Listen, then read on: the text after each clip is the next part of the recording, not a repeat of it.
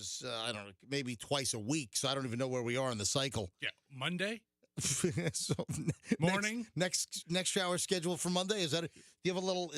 Is it on your calendar? Does your phone go ding? Reminder. Yes, Little actually. shower. It's time is all it says. Oh man! All right, we're pretty. We're casual today. Well, I'm always casual, but pretty jammed up today. I'm excited. Guess who's coming back? Oh, Fester's gonna have a problem with this. Okay. I know he's coming back. Yeah. What's that? Chundra. The. What, did you say Chundra? What did I get it wrong? It's Thundra. Oh, I'm sorry. Yeah. What did she call you last time? She had a nickname for you. I don't remember. Oh. What was it? Do you remember? It was something mean. Either way, I don't. Because he deserved it. Fester, Yeah. Fester, like was poking at her or something. So, folks, 7:30 this morning is when I have this scheduled. Thundra.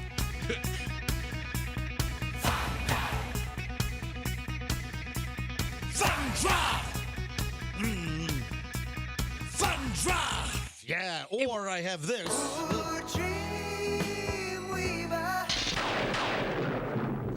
This is listener invoked.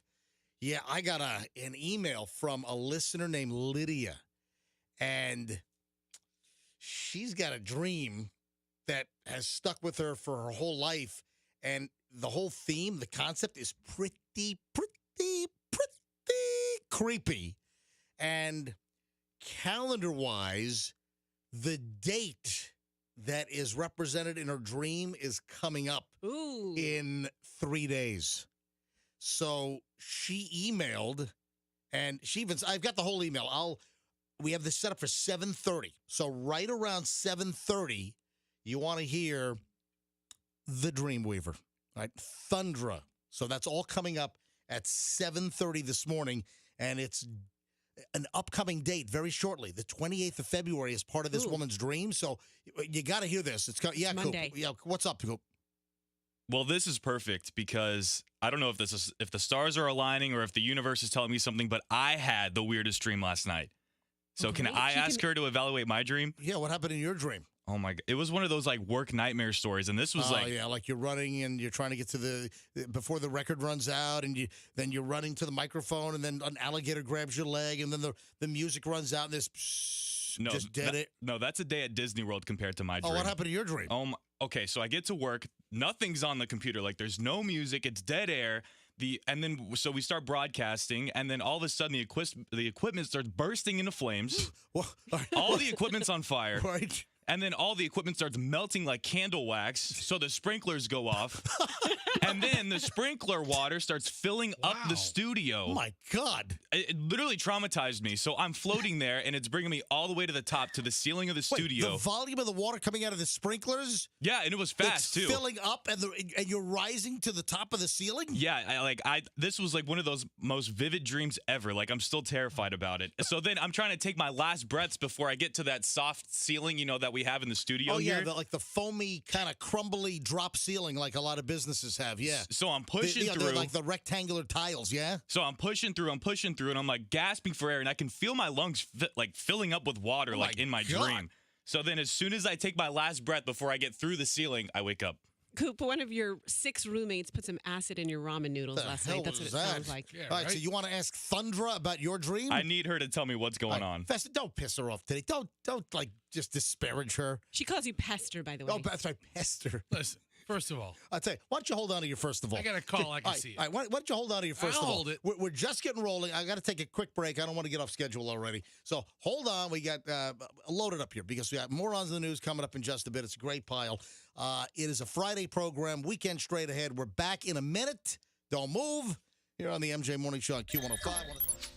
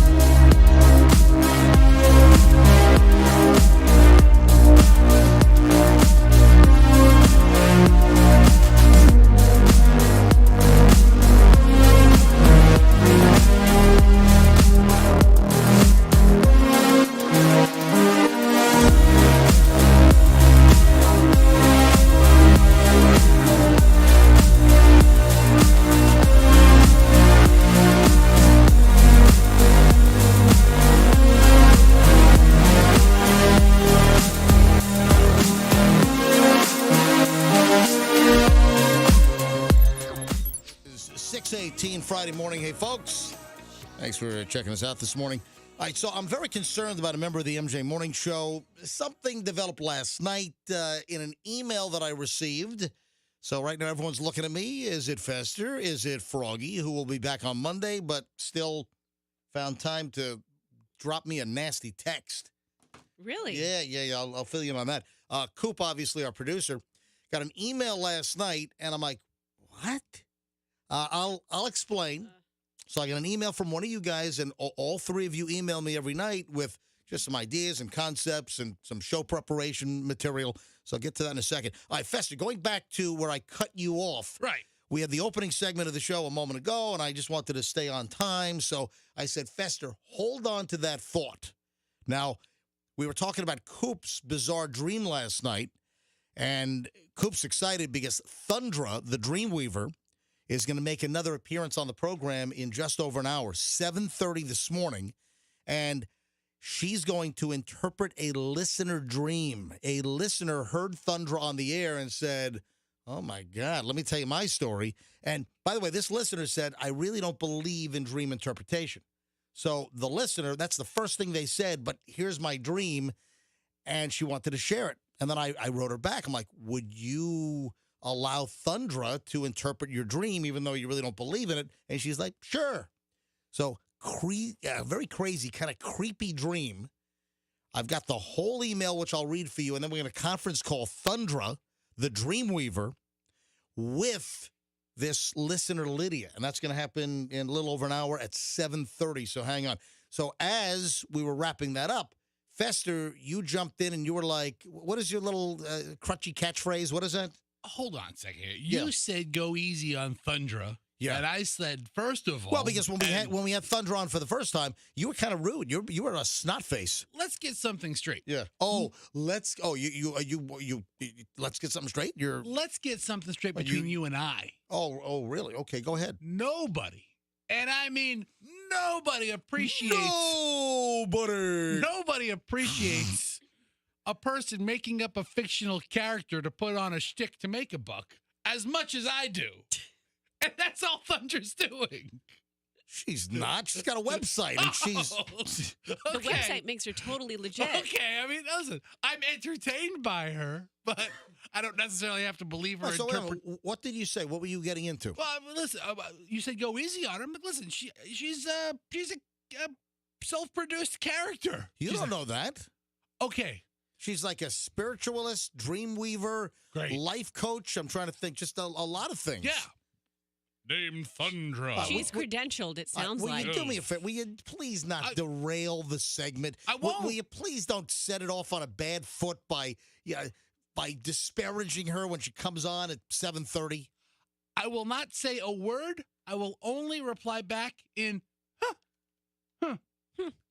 Oh, so that's what during the whole segment you're going to make obnoxious little noises like... Yeah, that's patronizing. Is it? Thundra. Goddess of dream interpretation. I'm going to ask her if she puts hexes on people. Oh, great. Put a hex on me. Go ahead. That's what I'm going to ask. All right, so I'm a little concerned about a member of the MJ Morning Show. I got the typical emails every night. I get Coop's email. I get Roxanne's email. I get Fester's email. The only one that sends no emails and no prep ever is Froggy. So he is the least missed member of the program when he has to go do a trade show like where he is right now in Orlando. Froggy brings a lot of good stuff. I get an 8-bit hit or some kind of, like once a week. So listen, I guess that's his quota. I'm busting his chops. No, but I got it. Froggy doesn't send any emails. You guys send the emails. So I get an email last night, and well, I can read what it says. At the top of the email, it says, check this story out. And it's something we did and spent a reasonable amount of time on yesterday's show. Why are you snickering over there, Roxanne? Is that me? Yeah. Is that me who sent you that? Yeah. You okay? It's been a long week. It's been a really long week. I told you it started. Daviana kicked me in the head on Monday, so that definitely hurt my brain capacity. Okay. And then last night I had to do, because Doug was gone at the beginning of the week, we stay with my sister when he's out of town. And so then she stays up late. So last night, her bedtime routine was all messed up. I had to take an hour to put her to sleep. And I was just kind of rushing through stuff when I sent you articles. Hold on. Are you saying you sent your top article to MJ was something we covered that very day? Let me tell you. So Roxanne, you do the same thing. You guys will send me story links of interesting things that you think would be good for the show. So Roxanne puts a little comment above the link, and you both do that. Coop does it as well. Right. So Roxanne says, this story sounds somewhat familiar to me. Did we already do this in Morons in the News? And then she sends me a link to the guy that shoved the crossbow down his pants at the True Value hardware store across the state. Roxanne, this was on yesterday's show. The same day you sent it to him. Yeah. All right. Yesterday morning, we spent 3 or 4 minutes on this wacko. Not only was it on yesterday's show, but it was like one of the last things we talked about, so it was the freshest in your mind. Okay, listen. So, wait, we talked about the surveillance video. Are you okay? What's going on in your head? We did this on the air. We talked about this wacko in Mims, Florida, which is across the other side of the state. What we say? It's near the Cape. It's near Cape Canaveral. It's near Cocoa Beach, Cape Canaveral. Here's what I remember from the segment. Yeah. I remember that he went to a True Value hardware. It was a True Value hardware store. I remember you said the price of the crossbow was about, was it $1,200? $1,200. Okay, he shoved it down the front of his pants. My God, See, Fester is spitting out like every detail from the story, and you send me this link to the story saying, this sounds familiar. It sounds familiar, Roxanne, because we spent 5 minutes on the air talking about this bonehead jamming a crossbow down the front of his sweatpants. Okay, I'm glad we're having Thundra on the show today because I got confused. I thought I dreamed that whole thing. I thought I dreamed about us talking about it on Come air. on. All right. Roxanne, you were in the studio. You were engaged in an on-air segment, and you can't remember content from earlier in the day? It was real. Like I said, last night I was really rushing to send you stuff because my whole schedule was thrown Well, off. you I was don't like, have stuff to this send. looks like a good one. For you to write, this story sounds somewhat familiar. Oh, really? Somewhat familiar? Somewhat. Really? Like we just did a whole segment on it 10, 12 hours earlier on the air? It doesn't even sound really familiar. It's somewhat familiar. I vaguely recall something like this. I'm a little concerned. Are you No, I told you it's been a rough week. By the way, I'm making the drinking motion with my hand. Well, we all know. Hey, are they all liquored up? You know. Yeah, all right. Well, we'll get my memory checked at some point soon. Just a little concerned with this whole deal, all right? Just being honest here. Maybe we need to send you for a neurological check or something. It was a rush job last night. Hey, do you think anyone has the new 656 area code yet? You know, I tried this on, was it Monday, right? Didn't we try to take calls Monday? Monday was the first day, right? We tried to on Tuesday. Oh, was it two? That's right, because Monday was the first day they were supposed to start handing out those new 656 area codes. Don't ask me what day. Yeah. That was Monday that we...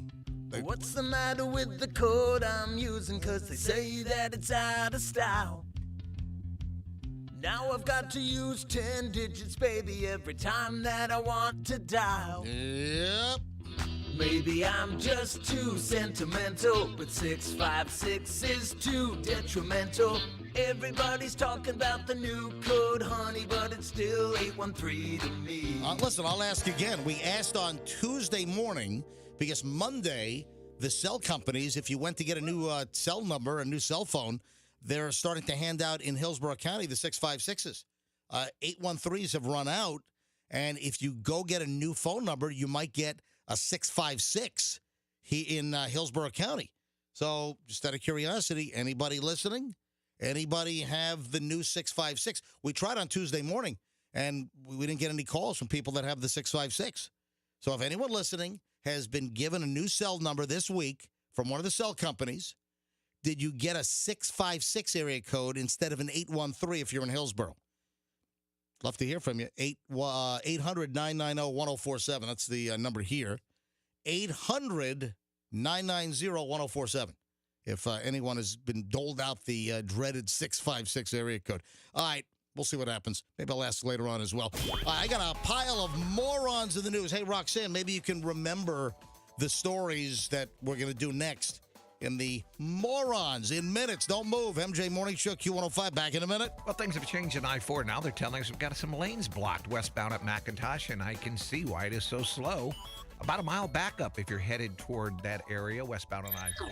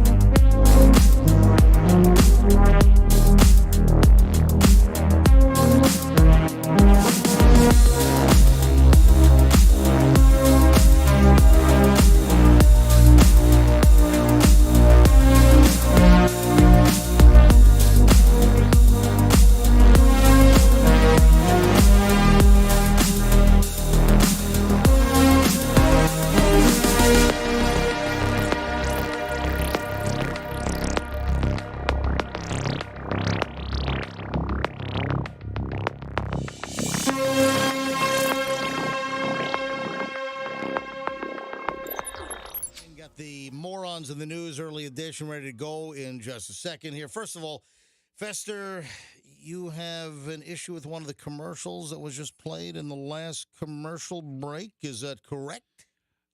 I do. I don't even know if I want to play it again. All right, so what was it, timing-wise? Is it the content? What was it? Timing, All right, Cooper, content, Coop, description, Coop, you've got the side effects. You got the commercial queued up. Yeah, it's ready to go. Symptoms. Hold on.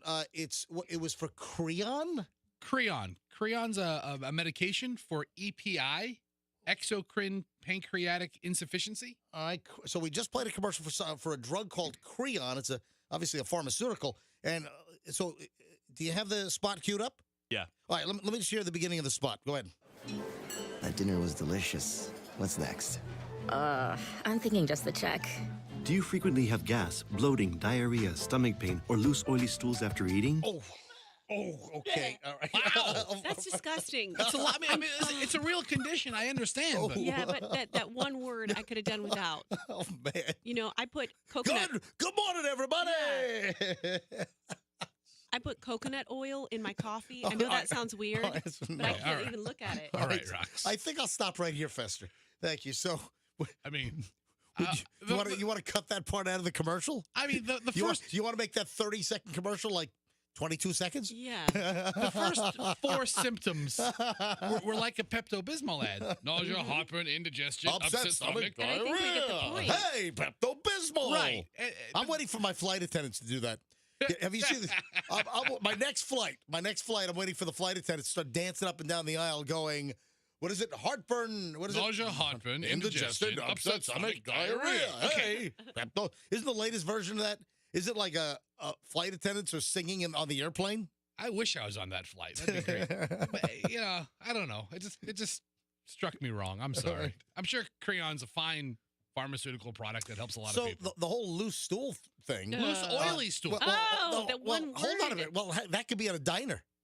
Seriously, that could be at a counter at a diner. You've got those stools. The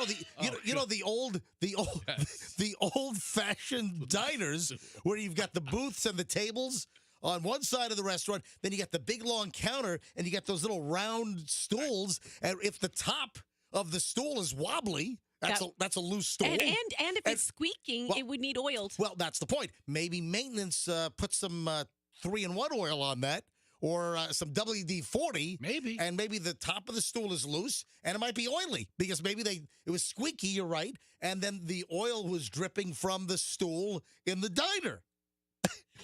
That would be a loose, oily stool. Maybe they could play this commercial at that restaurant. Sir, can I refill your iced tea? No, can you just fix my loose, oily stool? Yes. Well, sir, we had complaints about that being squeaky yesterday, so the stool might have been over-oiled. Yes. Very oily. Yeah, Coop. Can we hear it one more time? No, don't play it. Do you frequently have gas, bloating, diarrhea, stomach pain, or loose, oily stools after eating? You know what? Well, listen, after eating, that could be at the diner. Yeah, it sounds like they're at a after diner. eating at the diner, exactly. Yeah. I hate that guy's enunciation, too. I'm sorry. You guys hate this. So it's called Creon. Listen, if the pharmaceutical, if the pill works for you, then listen, then great. Hopefully it does benefit a lot of people. All right, so let's do some morons in the news. So a Nashville woman gets arrested on suspicion of DUI. So you're pulled over by the police. Officer pulls you over because you're obviously exhibiting driving that could be indicative of you are under the influence, you're intoxicated. I want you to meet a woman by the name of Tamra Megan Lee. She's 42 years old, and she was pulled over by the Metro Nashville Police Department. And guess what she said to the officer when the officer came to the window? What? While the officer was investigating this probable DUI situation, she told the officer, a black arresting officer. Oh, God. This white woman in Nashville told the black arresting officer, I'll get away with it because I'm white. Yeah, I don't think that's. I don't think that's the right strategy. I don't think that's quite that's probably still the alcohol talking there. What do you think? I think That's enough for a DUI charge right there, is if you say that to an officer. Poor judgment, That comes up to your window. Yeah, so that's what Tamara Megan Lee told Officer Ronald Connor, Metro Nashville Police Department. She was being arrested on suspicion of DUI, according to an affidavit submitted by the officer. O'Connor, the officer, is black, states in his affidavit that he arrived at the scene when Lee drove her car into a secure lot reserved for members of the county sheriff's office. Also, probably a bad place to wander into when you're drunk. Yeah. She's made several really poor decisions tonight. And, So- it started with her parents naming her because that is the worst spelling of Tamara I've ever seen. Tammera. Yeah, nobody spells it Tamara. like that.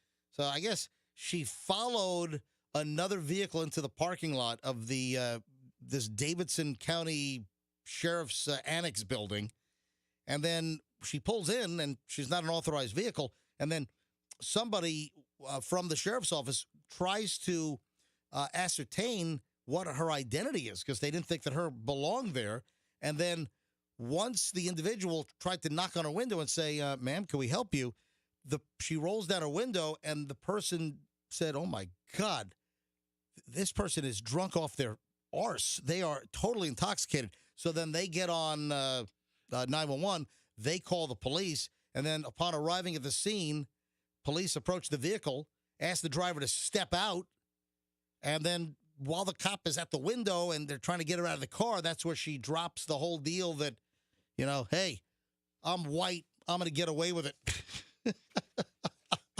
There's Officer Connor there. Well, Thinking, good luck, lady. Yes, good luck. Yeah. Is there body cam footage of this? good question. I haven't seen it yet. I got her mug shot, and she looks pretty plastered, actually. She is white. She was Yeah. right about that part. Yeah, she was. Yeah. Bloodshot, watery eyes. Her eyes are red. She is white. She's kind of got a drunkard lean, too. Yeah, she is. She's all tilted and leaning in her mugshot as well. Is listing the right word? She's listing to one side? Or? Yeah. So wait a minute. It gets better here. So her bloodshot, watery eyes, her slurred speech. The police report says that there was an odor of alcohol coming from her expelled breath. I'm reading the police report here. It's quite the narrative. Then the defendant was asked to perform the standardized field sobriety testing. She agreed. During the instruction phase of the horizontal gaze test, the defendant became irate and would not listen to verbal instructions. The defendant was asked again if she's willing to perform the standardized field sobriety testing, and she responded with "bleep you." Okay. Okay. Then they placed her into custody. They advised her of her rights, and then I guess she hits them with the "I'm white. I'm going to get away with this." Oh boy. Anyway, so yeah, not the best interaction with cops if you're all drunk off your butt. What about this? Kind of intrigued me. This headline: man accidentally sets himself on fire aboard a bus in Nebraska. I mean, it's very cold in Nebraska right now. Would you be intrigued to read on if you saw a headline that man accidentally sets himself on fire on bus in Nebraska? All right, that's a trick question right there. Why is that? Because if I were in Nebraska, I'd probably set myself on fire as well. On purpose. I can't think of a more boring state to live in. I've been to Nebraska. Yeah, and you I don't think left. I don't think it's boring. Oh, yeah. You had a really exciting time in Lincoln. Actually, I think I flew into Lincoln. Yeah. Yeah. They have an airport. Yeah, they do. So you could leave. So authorities in Nebraska say that a guy was trying to smoke drugs in a bus bathroom. So, you imagine you're on one of those. It was a Trailways bus. Are they still around? Trailways? Yeah. Greyhound's still around, but I remember the two big bus companies were like Greyhound and Trailways. Did they merge? I don't know. Anyway, so here's what happened. This guy's on one of these long bus rides and decides that they got to get my fix. So he goes to the bathroom on the bus and starts to smoke drugs, and then he accidentally sets himself on fire. Hey, doesn't Alicia Keys have a little jingle about this story there, Coop? Is that a curiosity? So this happened around 4 a.m. last weekend on Saturday morning aboard a Burlington Trailways bus on Interstate 80. Sheriff's deputies and firefighters were called to reports of a motor coach bus fire. They found the bus was parked on the shoulder, evacuated. Fire engulfed the bus in the rear where the bathroom was. So firefighters quickly went on the bus. They extinguished the flames. Investigators said the fire was started by a 33-year-old man from Brunswick, Georgia. He had upper body burns due to the fire. He was taken to a local hospital for treatment. He was later arrested on suspicion of arson and possession of controlled substance. So the cops said that this guy, this imbecile, went to the bathroom to smoke drugs, and he caught his shirt on fire. This girl is on fire. Close enough. Yeah, maybe not perfect, but, close enough. This druggie's on fire. This bus is on fire. I mean, there's several versions of this song. Yeah. By the way, estimates of damage, $1,500 to the bus. It seems I guess low. it was mostly contained in the bathroom. The guy burned the bathroom to the ground. We could never find out what kind of drugs. I'm looking at all these articles. It just says smoke drugs. Smoke drug. Maybe it was crack. Or meth. Meth. I would say it was crack or meth. I'm probably leaning towards meth. If I'm in a Trailways bus in the middle of Nebraska, now's a really good time to start meth. All right, I'm not done yet. Hey, what if a neighbor sold your car for scrap? Would that tick you off? All right, hold on a minute. All right, we're back in a second. Also, coming up shortly, the Dreamweaver's coming up. It's a loaded Friday, folks, here on the MJ Morning Show. Back in just a second. Let's talk.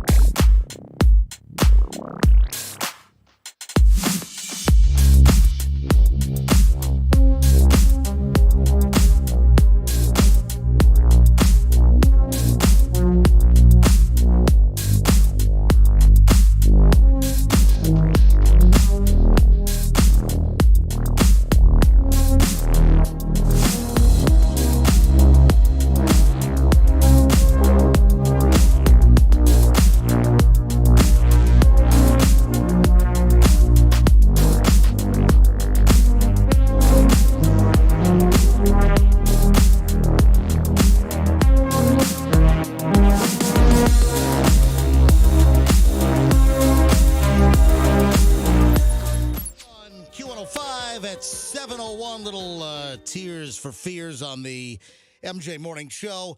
All right, I'm excited. Thundra, the Dreamweaver's coming up in less than half an hour. Thundra, the Dreamweaver. Man, this this is at listener request, essentially. Yeah. A listener, I asked folks to write in if you have any weird dreams that you want Thundra. Thundra! Thundra! Thundra! Fester's shaking his head. I know what presses your buttons, and I know what gets you going.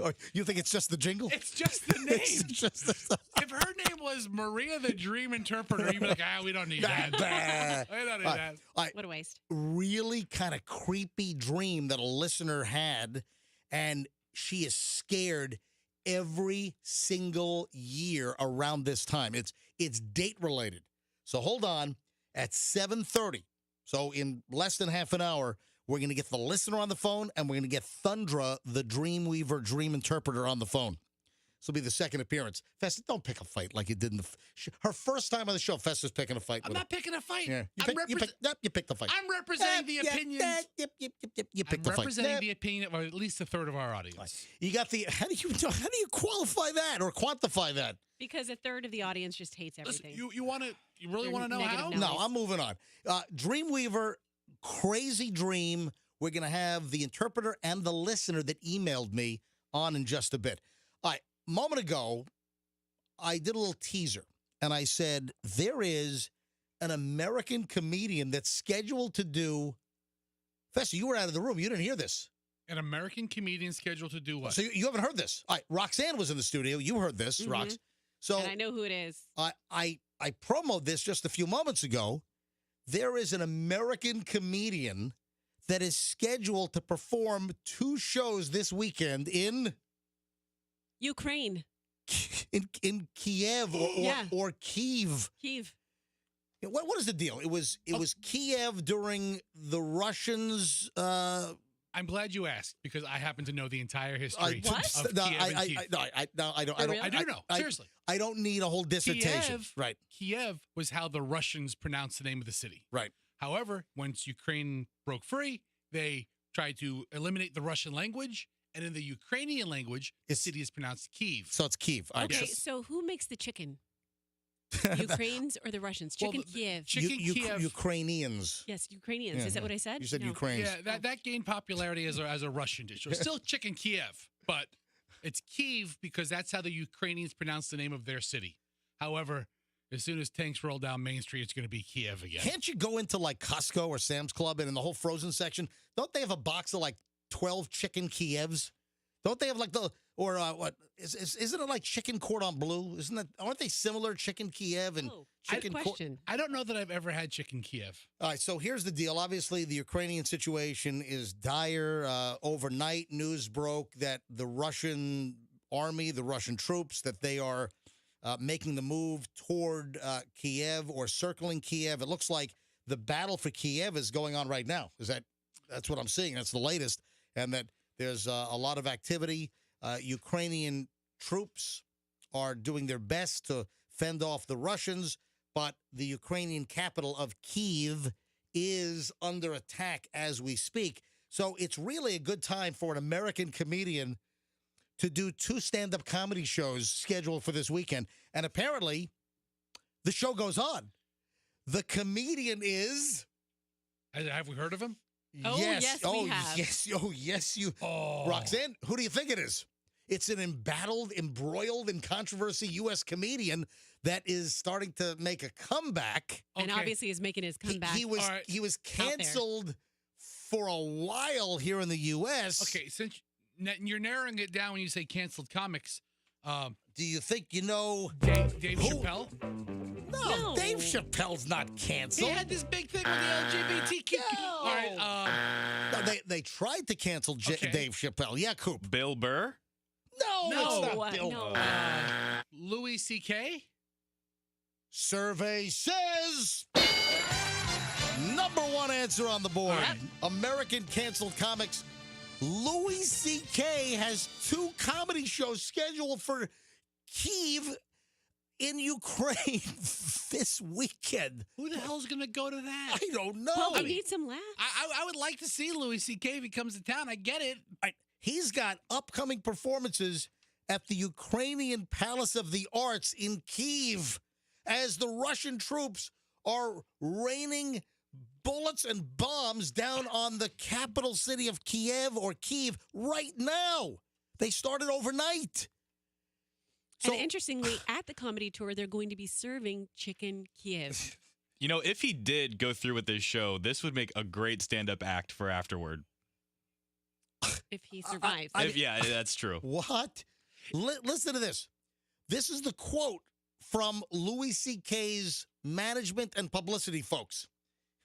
The Louis C.K. show in Kyiv has not been canceled. The trending post on Twitter was accompanied by a graphic reading, "Dear attendees, Louis C.K. performance will take place as planned on February 25th and February 26th. Tickets for Louis C.K. show purchased earlier remain valid for new dates and do not require an exchange." So they're saying that the performance will take place as planned, but then they say tickets for Louis C.K. show purchased earlier remain valid for new day. What does that mean? I don't know, but aren't they telling people to stay in their homes? Yes. They're telling people to make Molotov cocktails. I heard that this morning as I'm getting ready for work here. I'm hearing news reports that the Ukrainian government, like the president, this Zelensky guy, telling Ukrainian Kyiv residents to make your own homemade Molotov cocktails. And stay inside your house. To fight against the Russians that are invading the capital city right now. Did you see the traffic jam? Yeah. Listen, I know that we have a lot of folks in traffic right now on I-4 near Plant City, but imagine like 50 times, 100 times as bad as that. I saw video of just cars bumper to bumper on what looked like an interstate through Kyiv, and it was as far as the eye could see as people were evacuating. Oh, no, we're staying. We're going to the Louis C.K. show on Saturday night and Sunday night. Yeah, come on, man. We can't leave now. Yeah, I hear that he's the bomb. Okay, if we don't go to this show, we're not going to get a refund. We have to go. Man, first of all, listen, I feel awful for the people of Ukraine. I mean, this is their country. It's a sovereign, democratic country. Yeah, it's not as democratic as we are. Well, technically, we're a representative republic, but they still have their problems and corruption, obviously. But I just feel so bad for the Ukrainian people who are having their lives and their country ripped out from under them by this madman, Vladimir Putin. But hey, everything's going to be okay because Louis C.K. is going to make you laugh on Saturday and Sunday nights in downtown Kyiv. Or Kyiv. You can leave your house if you have tickets to the show. What kind of material are you going to be covering? Just his regular act? I mean, comics have pretty much the same act from city to city. Holy crap. By the way, on one of the online marketplaces, tickethunt.com, they're still selling tickets, but now they are 30% discount. Oh, that's a deal. So you can get in to see Louis C.K. There are choice balcony seats available at the Ukrainian National Palace of the Arts, where Louis C.K. is booked for tomorrow night and Sunday night. You can get choice balcony seats for as little as $11.70 a ticket. That's a deal. Okay, I just got this information from a texter, so I'm trying to verify it as I explain it to you guys. Yeah, what is it? That the Ukrainian president is a former comedian. Yes, that's true. No, that's true. For real? Yeah. The Ukrainian president, Zelensky, he's a comedian. Well, that's interesting. Yeah. Yeah, no, that is true. No, that's 100% right. No, the texter is absolutely correct. Major countries electing entertainers is really quite the thing. Before, listen, Trump is an entertainer, right? TV show. Hey, Ronald Reagan, one of the greatest American presidents. He was an actor. He acted with monkeys. Bedtime for Bonzo. So I wonder if, before this whole invasion thing, I wonder if the comedian president of Ukraine, I wonder if he was going to go to this theater. Something about world leaders, going to theaters, though. I don't know. This time, maybe not a good idea to go sit in a theater right now. No, at least not the balcony. Yeah, but Mr. Lincoln, how was the show, though? Well, how does that joke go? I know. But what do you think of the show? How'd you like the show? How'd you Mr. like the Lee? show? Whatever it was. I think I know don't know. 2 comedians right now who need to make a transition to politics. Who? You 2. Oh, really? Oh, thank you. All right. So reps for Louis C.K. have yet to publicly confirm any of the status, but tickets are for sale, and there is that Twitter post that said that, yeah, dear attendees, the performance will take place. And, of course, Louis C.K., man, I used to run into him all the time on the streets in Manhattan when I was doing a little stint up in New York. Did you get a good vibe from him? We would look at each other and it'd be like, you again, huh? So seriously, we would have no conversation. I would run into Louis C.K. on 6th Avenue right around 10th, 11th, 12th, right on the west side, 6th Avenue, right around just around the West Village area.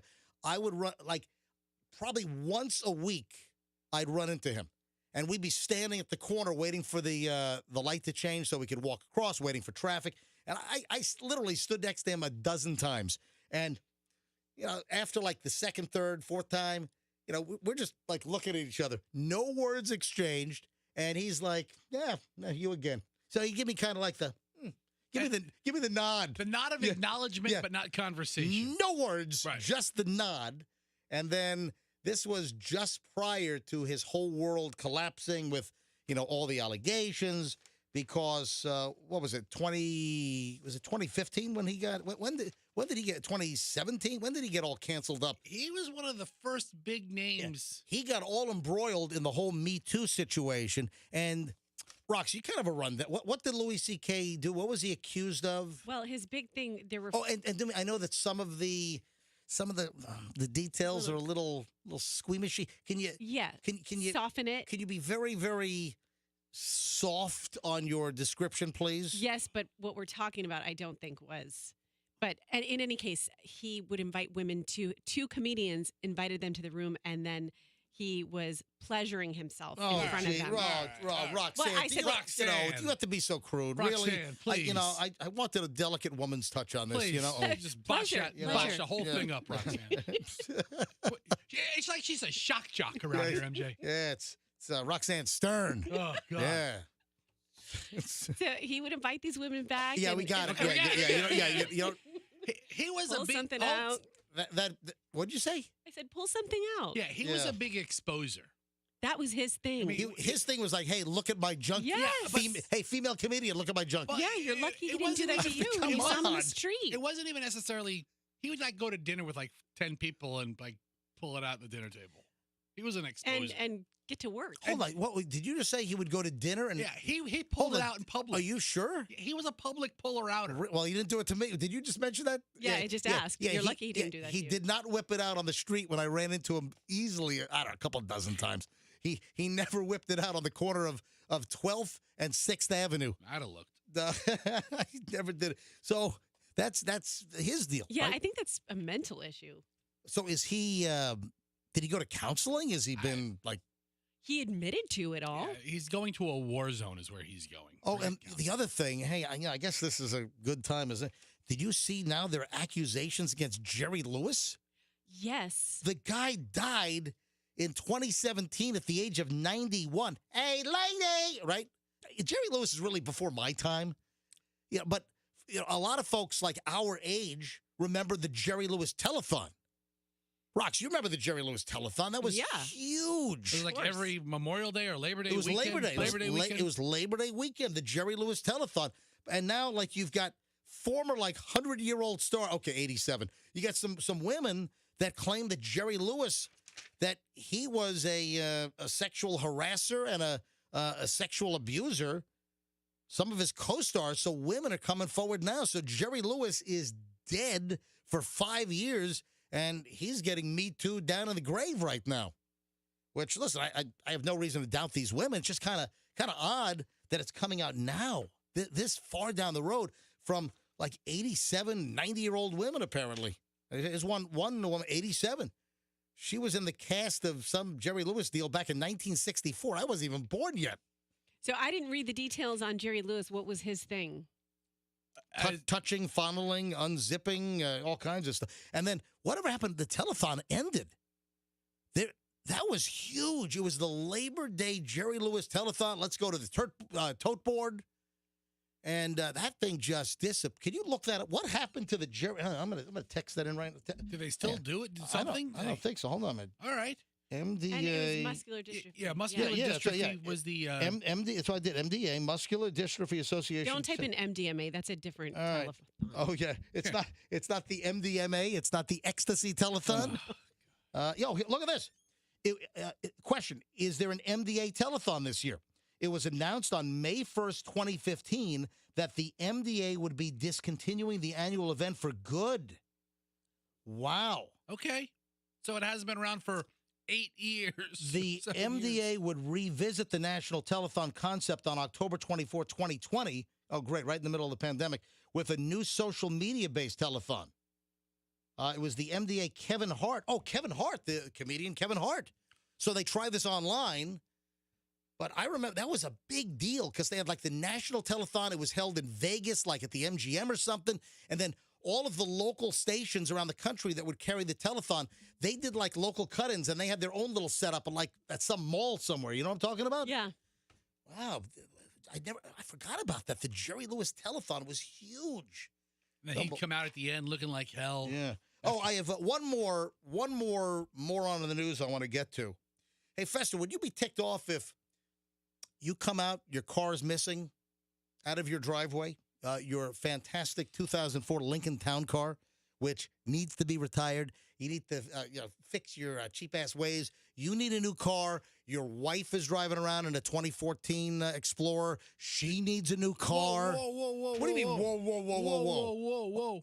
First of all, the car goes into the shop this weekend. I got another 150,000 miles on my Lincoln. Yeah. Oh, and it's what? It's $3,600 to fix. You had an estimate of $36. You have an estimate that is worth twice as much as the car is to get your car fixed and up to snuff, so it's safe for the roads. I'm taking it to another mechanic. So you had one place give you an estimate, and you're having someone else do the work for what? A fraction of the price? A fraction of the price. So why do you go to the other place? Oh, that's right. I took it for an alignment. Oh, because the guy that you know that fixes cars, your friend at Brothers, yeah, he doesn't do alignment, so you got to get the alignment somewhere else. Yeah, because Fester's driving that I-4, right? And he's going straight, but he's got the steering wheel cranked to like 620. Right. You know. So I got Damien working on the Lincoln this weekend. It'll be like new on Sunday. Dude, get yourself a new. I know that car buying now is a little difficult, with the supply chain issues. But my God, Allison needs a new car. Here's Are you going to pull the trigger on that Tesla? Yes or no? Listen, we're narrowing our funnel. It's a big purchase. We're looking at all the options. All right, hey, quick! I don't have a lot of time. Okay. What was that, Roxanne? Just get Allison a new car. You take hers. Done. No. You guys don't understand. All my Lincoln is an ashtray and an occasional MJ picker-upper. That's all it is. All right, let me just give you the facts on this thing. 53-year-old guy in Ocala arrested, sold a female victim's vehicle to a local scrap metal business without her permission. Hey, That's what we need to do with his. I need some extra money for meth. I don't know if that's the case here, but hey, look at this. I can get $50 for that. Yeah. So this guy is Michael D. Pickering. So this woman leaves a 1995 Honda Civic at his house and then decides that, hey, I'm going to just sell it for scrap. Now, the car was there for a while, but I guess that this Michael Pickering, he was supposed to assist her in locating a new motor and transmission, so that's why the car was there. And at some point, I guess he stopped trying to help her locate a new motor and transmission and just sold the lady's car for scrap. He's been arrested. Oh, this guy's mugshot is a treat. You ought to see this. Was it left on his property? Why is he the one arrested for this? At his place. Anyway, he's arrested for selling the victim's vehicle to a local scrap metal shop for scrap. So, Fester, that's the best thing that can happen to you. In fact, I'm going to try to arrange that. Have one of your neighbors have your car taken at 2 a.m. and then just have it sold for scrap. We should do that. Yeah, I think so. I think it'd be great. I think it'd be absolutely fantastic. All right, folks, Dreamweaver, Thundra is next with a listener with a creepy dream. You got to hear this. This could be a very interesting dream interpretation. Next, in moments on the MJ Morning Show here on Q105. I want to introduce you, if you haven't heard of, Prime Line Capital. Now, if you...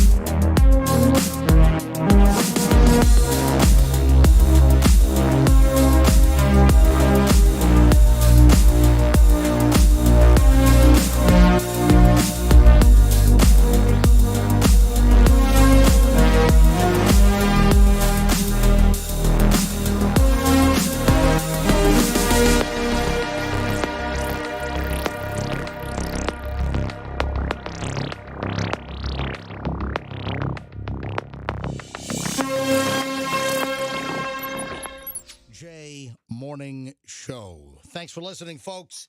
It is our Friday edition, and this is the beginning of our unprecedented, beautifully long MJ Morning Show Entopod. You like that? The Entopod? That's a really good name for Entopod. What does that mean? It's an entertainment. Entertainment pod. Oh, yeah, you just coined it. Yeah, well, I didn't. I've been working on that. I've already got a service mark going. Nice. Yeah. Oh, yeah. Provisional. Yeah. 7:29. It's the MJ Morning Show here on Q105. Spread the word. The MJ Morning Show is back. All right. Thundra, the Dreamweaver's on hold. Now, we just have to wait a minute or so for us to get Lydia on the phone. Lydia is a listener. She's dropping off her kid at school right now, and it will be available in like 2 minutes. All right? So stand by. The Dreamweaver is going to interpret a really creepy dream that Lydia, the MJ Morning Show listener, has. She emailed me. Remember, after we had Thundra, the Dreamweaver, on, and she was interpreting a couple of dreams, including one of my dreams, listeners start sending an email. And I asked folks, hey, you got a dream you want interpreted? Send us an email, and we'll run it by Thundra. So that's what's going to happen. All right, let's wait another minute. We'll call Lydia. While we're waiting, though, did you see that the whole Fatberg story's coming up again in the city of Tampa? Oh, so nasty. I don't know that I've ever heard that word before. I have. No, I have. And I'm trying to remember. I absolutely saw this story, and I thought we talked about it. I'm just trying to remember, was this a local deal? Was it another city, or was it in New York? But the Tampa Fatberg situation is very problematic.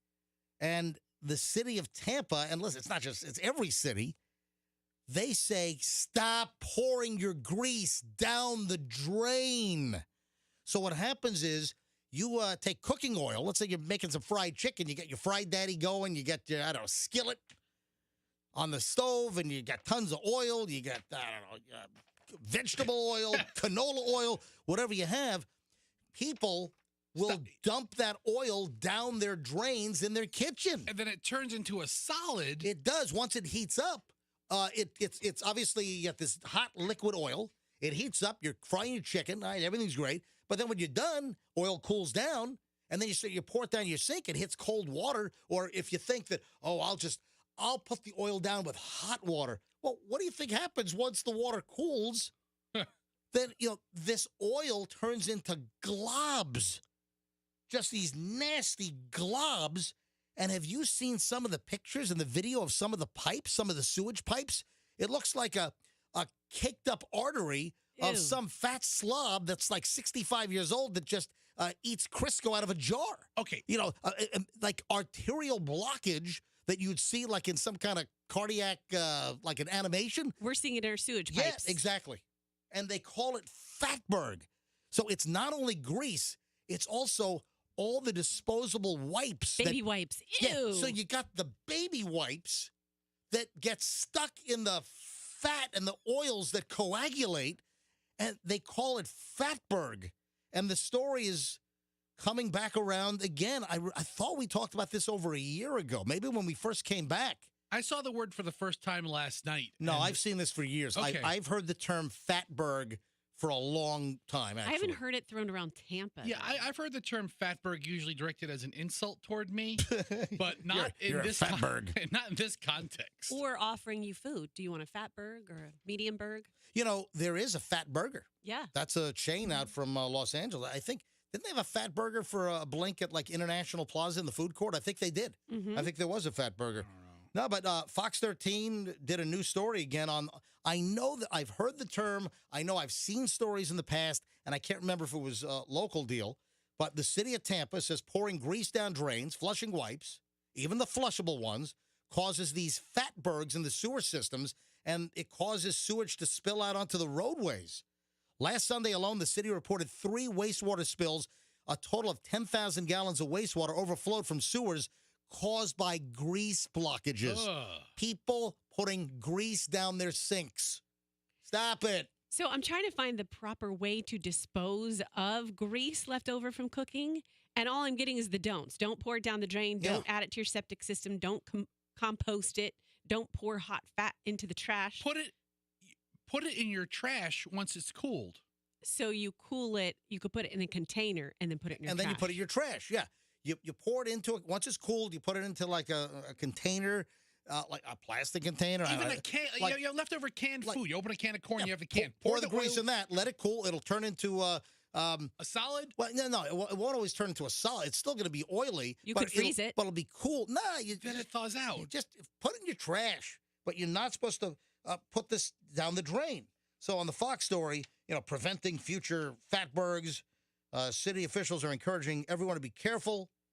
For those at home, the city says grease should be drained into a metal can, cooled, and thrown away. So that's what you should do. I thought it was a chubby rabbi when I first read the story. Fatberg. Oi. Hello, I'm Rabbi Fatberg. Yes, Rabbi. Yes, my son. Come in. Eat. One. All right.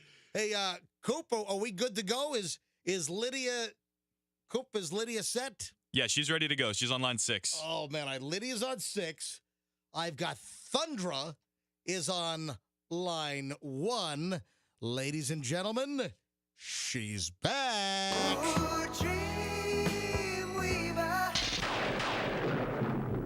Or do you like this one? Thundra!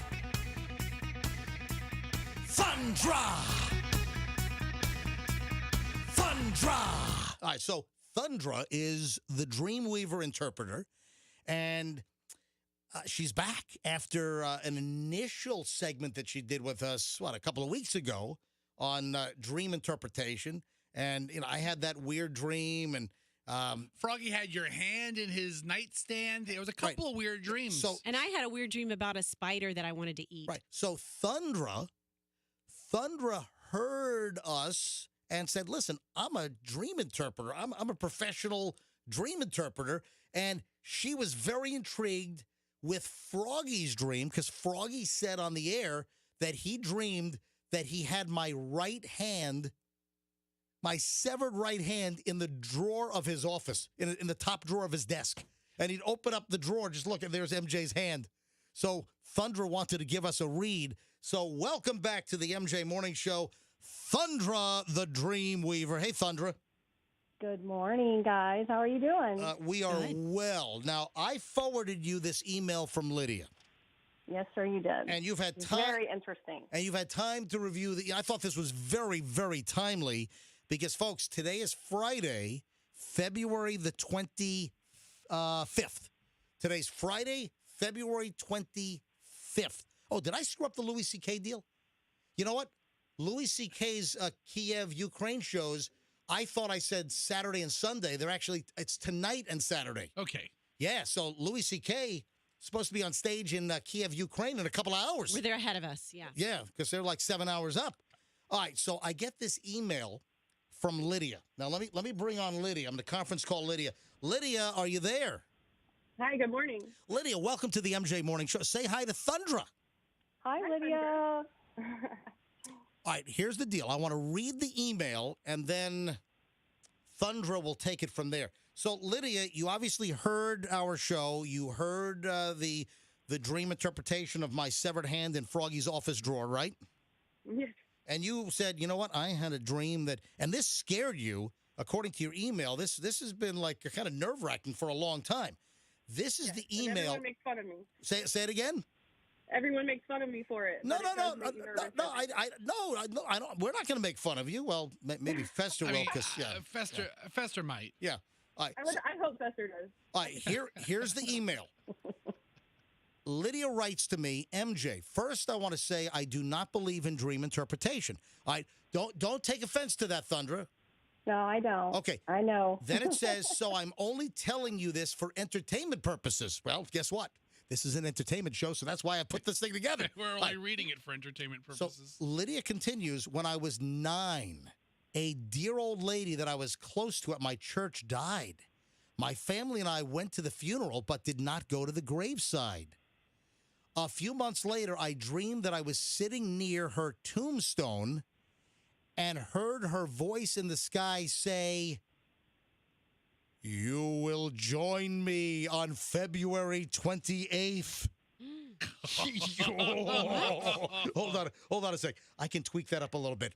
You will join me on February 28th. So then she writes, Lydia, every single year as February 28th approaches, I get nervous. Several times scary things have happened to me on that day, and I really prefer to stay home. I hate that it is a Monday this year because the 28th is coming up on Monday. She says she can't stay home on Monday. My family and friends and coworkers through the years tell me I'm crazy. They laugh at me, tell me that I have nothing to worry about. As a kid, as a teen, I would write letters to everyone I love in case I didn't make it on February 28th. I always wake up the next day grateful I made it through another year. Now, Lydia writes, this year and last, a little bit different since I unexpectedly became a mother. Now the impending day stresses me out even more because the thought of not being here for my daughter is overwhelming. I know it was a silly dream, but maybe since I was so young, it really seemed more traumatic. I also have recurring dreams about tornadoes. All right. Love the show. It makes me laugh out loud every day. Thanks for everything you're doing. Lydia, thanks for the call. All right. So, Lydia, first of all, can you explain, how did you suddenly, unexpectedly become a mother? Well, it was an accident. I actually never wanted kids, and my boyfriend thought he couldn't have kids, and I did too, and we just accidentally had a baby. Whoopsies! Right. So wait a minute. Your boyfriend thought that maybe he was not fertile? That's right. He told me that. All right. So wait a second. Why did your boyfriend think that there was some blank shooting going on? Well, I guess he'd never gotten anyone else pregnant.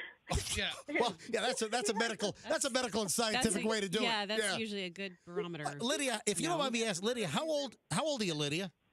I'm 35. All right, Lydia is 35 years old, and you had this dream when you were 9.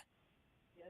So for the last 20 years or so, 26 years. Right. So 35. Yeah. That's a long time. Wow. So you're in fear every February 28th. I don't want to say I'm in fear, but it does make me a little nervous. So. All right. So Thundra, the Dreamweaver, I forwarded you the email. Have you had time to analyze her dream? I did, and I have to say that it really was very concerning to me reading this email, and I have some things to say because there is a significance to February 28th, Lydia. So I just kind of want you to take a deep breath and listen to what I'm about to say because it is very important that you hear this, okay? Girl, you are going to be just fine. You have absolutely nothing to worry about. Oh, Thundra giving us the build-up like we're about to have bad. Thundra is giving us this is very important. All right, so... Right, I was about to stay home Monday. So, Thundra, you're saying that Lydia is not going to expire on Monday and join the neighbor on February 28th. She is definitely not. So let me explain to Lydia, what is going on here. First of all, I know you said you don't believe in dream interpretations. That's okay. Yeah, screw you. Really, so what it's about is that, dreams are really our mind's way of sending messages to ourselves through symbols. So your little 9-year-old brain was speaking to you, and it's really interesting that you took the message as you did because it was actually the opposite meaning. And it kind of hurts my heart to feel like you were carrying this around for so many years. Right, since she was 9, she has a dream that the neighbor, the friend, the church friend that died, that she has a dream, I will see you on February 28th, or you will join me on February 28th. I mean, that's a creepy thing for a 9-year-old to have and then hold it for all this time. She's 35 now. All right, so she doesn't need to worry. Everything's okay? She does not need to worry. And really, the interesting thing is that the meaning was about taking charge of your life, taking life by the horns, and cherishing every single moment that you can. So February is our shortest month, right? So that was the significance of the February 28th date. But I kind of feel like because you have been carrying this for so long, I really want you to kind of change your perspective, Lydia. I think we should, like, make this National Lydia Day. Should be like February 28th. National Lydia Day. Absolutely. I think support that. you should take... No, go ahead, Lydia. Are you ready to have your own holiday? Because I think you deserve it after all that, right? I am more than ready, yes. Hey, Lydia, by the way, with your surprise daughter, it's a daughter, right? Yes, sir. With your surprise daughter, are you still with your boyfriend? Yes, sir, I am. Actually, the interesting part about that is I was married for 10 years, and I got divorced, got a new boyfriend, and then we immediately got pregnant. Oh, you ought to get married on February 28th. Oh, yeah, definitely. Oh, my God. All right, so, Lydia, hopefully all your fears have been put to rest. Lydia, I want to thank you for listening to the MJ Morning Show. I highly appreciate it. Thank you. Thank you. I feel a lot better. Thank you. Lydia, I think, Lydia, you don't have to call me sir. Oh, yes, you do, Lydia. All you got to do is keep listening to the show. And, Lydia. Yeah, I just have one more message for you. What's that? I really want her to just enjoy the gift of being alive, especially on February 28th, because she doesn't want to end up being a cranky bitch like Fester, right? All right, listen, you shut up. You fraud hack. Wait You a second. fraud hack. No, you stop. I held my tongue this entire time. Hang on. You are the biggest fraud. Oh, February 28th. You're fine, girl. Hang on a second. Oh, girl, you're going to be fine. All right, hold on. Oh, it's nothing. Fester. You are a... Fester. Oh, my God. All right, hey, Thundra? Yeah. Fester. By the way, during the whole segment, I saw Fester winding up. He's putting his head down. Okay. Thundra, were you watching him online? Is that how you knew that? Now, folks, Fester was winding up.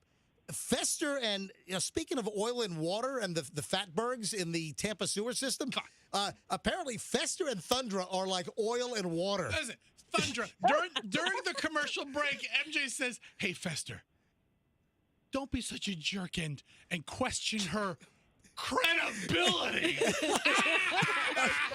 So Fester's just been biting his tongue the whole time. I think that what Thundra has said about the dreams that we've talked about on the air, I think that the interpretations are pretty good. All right, Thundra, Coop told us something early this morning. Do you have time? Hey, Lydia, I'm going to let you run, and have a great day. Have a great 28th of February, okay? Thank you. Y'all too. All right, Lydia. Lydia. All right, tell everyone you know that the MJ Morning Show is back on Q105, all right? I do. I tell everybody. Thank you, Lydia. Have a great one. Thanks for the email. All right, so Thundra is still on the line. Ladies and gentlemen, Thundra is... And obviously a very severe personality conflict with Fester. So listen, do you mind an interpretation on the fly? Oh, sure. I can absolutely try. Yeah, because she makes this crap up anyway. She can do it on the fly. Oh, Yeah, man, that's no right big to deal. my heart. That's no big deal. Fester. That's no big deal at all. Fester, I get a word in edgewise here, please? Please. All right, so Coop, you had a dream last night? Yeah, this was last night. And this terrified you? This is traumatizing. All right. It felt so real. All right, tell us what happened. Okay, so it was one of those work nightmare dreams. So I show up to work, and then nothing is on the screen. Like, nothing's playing, no music. There's nothing scheduled, and we have dead air. By the way, all radio people have had these radio dreams where the microphone's broken or you're trying to run to the studio before the song runs out. And I'm always running late in Then mine. there's dead air, and then you get your foot caught in a bear trap in the hall, and all kinds of crap. So Coop has one of these radio dreams. And that was just the beginning. So I'm trying to fix all the equipment. All right, so hang on, what's going on? So I show up to work and everything, so I'm trying to fix the equipment now. So you show up to work and things are already screwed? Things are already screwed up. What's going on? So I'm trying to mess with the computers, and then all of a sudden, all the equipment burst into flames. What? It burst into flames. The studio, all the equipment, yeah, the monitors, the fader console here, everything, the microphone? Yeah, and then everything's on fire, everything. Holy crap! Fire! Fire! Oh my God! All right, and? So then it sets off the sprinklers, the fire alarm starts going off. Oh my God. And then the sprinklers somehow, it happened really fast. Yeah. The sprinklers start filling up the room with water. That's how much water is gushing out of these sprinklers. So the water level is rising in the studio. So the fire's out, but now you're in the studio. Yeah. And the studio is, the sprinkler system in the ceiling is belching water to the point where it's filling up the whole room? Yeah, and this is happening very, very fast. So I'm getting pushed up to the very top of the ceiling to where I'm pushing against is that styrofoam tiles? It's a drop ceiling. Yeah, so I'm pushing through that. I go through the drop ceiling, and then I'm starting to come up on the very top of the roof of the building. Right. And then I'm taking my last breaths, and the crazy part is I could feel it in my lungs, like it was so surreal, vivid, very vivid, vivid. I'm taking my last breath before the water fills all the way to the top, and then I wake up. Oh my God! Whoa. It was a nightmare. All right, Thundra, I need a 1-minute interpretation of that. What is that all about? So, I mean, obviously it took place at work because he's there all the time, but the bottom line is anytime you dream about drowning or water, it has to do with emotions.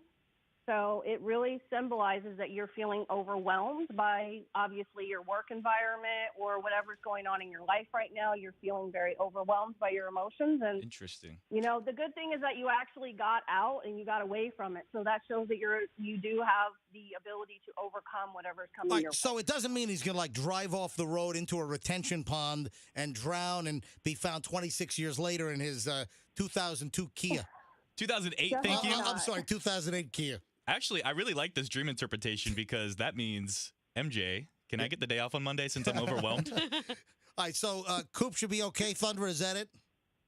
Yeah, I'm prescribing him the day off, though. Oh, thank you. That from a professional. Oh, fantastic. Hey, Absolutely. Thundra, and you want to give out your website if anyone wants to get a hold of you?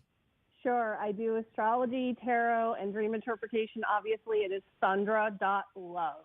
And thank you so much, guys, for having me on today. I really appreciate it. So THUNDRA, thundra.love. .love. LOVE. That is correct, sir. Thank you. There we go. Another edition of Thundra. Thundra. All right. Hang on, I want to play my jingles here, Fester. Calm down. Thundra, the Dreamweaver. All right, Fester, now Fester's on our website. What are you going to disparage your website now? Thundra.fraud apparently wasn't available. Fester, stop! I have to tell you, that is entertaining stuff. Yeah, and that's all it is. That's all. Listen, folks, take what you want out of it. But I thought that when I think her interpretation, and I don't believe in hocus pocusy stuff, but I don't think that her interpretations sound that wacky. Yeah, Rox.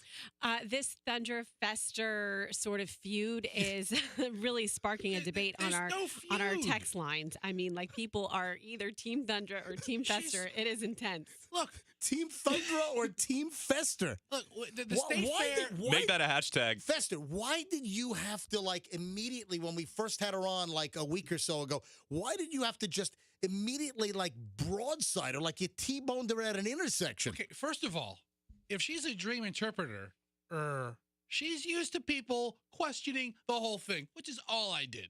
And then she starts coming out after me. Yeah, she called you Pester. She's a phony baloney. You can't say that. You can't say that. What? She's going to take me to court to prove her dream? It's not. She's a dream interpreter. Fester is just, you're rancid and vile. It's like you. What? You guys have this instant adversarial deal going on. All right, I got to move on. In minutes, 8:00. You've heard of pay it forward, right? Everyone's heard of pay it forward. Doing a nice thing, paying it forward, and then some. We've got a pay it forward situation that we got to talk about this particular story. It is involving somebody on the morning show. We'll explain in just a matter of moments. First, though, did you hear this voicemail that a young woman had? She applied for a job. Apparently, the supermarket where she applied for this job called her, didn't like her voicemail, and then the manager leaves her a message, essentially, we're not interested, don't call us back, have a nice life, bye-bye. That's how these job non-offer voicemails should go. All right, first of all, this is just bizarre. Folks, listen to this. I'm going to play 2 voicemails for you. It's the outgoing message from this 19-year-old named Zanaya Jones. Zanaya Jones, this is up in the Carolinas. Zanaya Jones is 19 years old. She applied for a job at Harris Teeter in South Carolina. You know Harris Teeter, right? It's a grocery store? Yeah, it's a supermarket. It is. So Harris Teeter, they're in what? South Carolina, North Carolina. I know that we had them in Virginia Beach.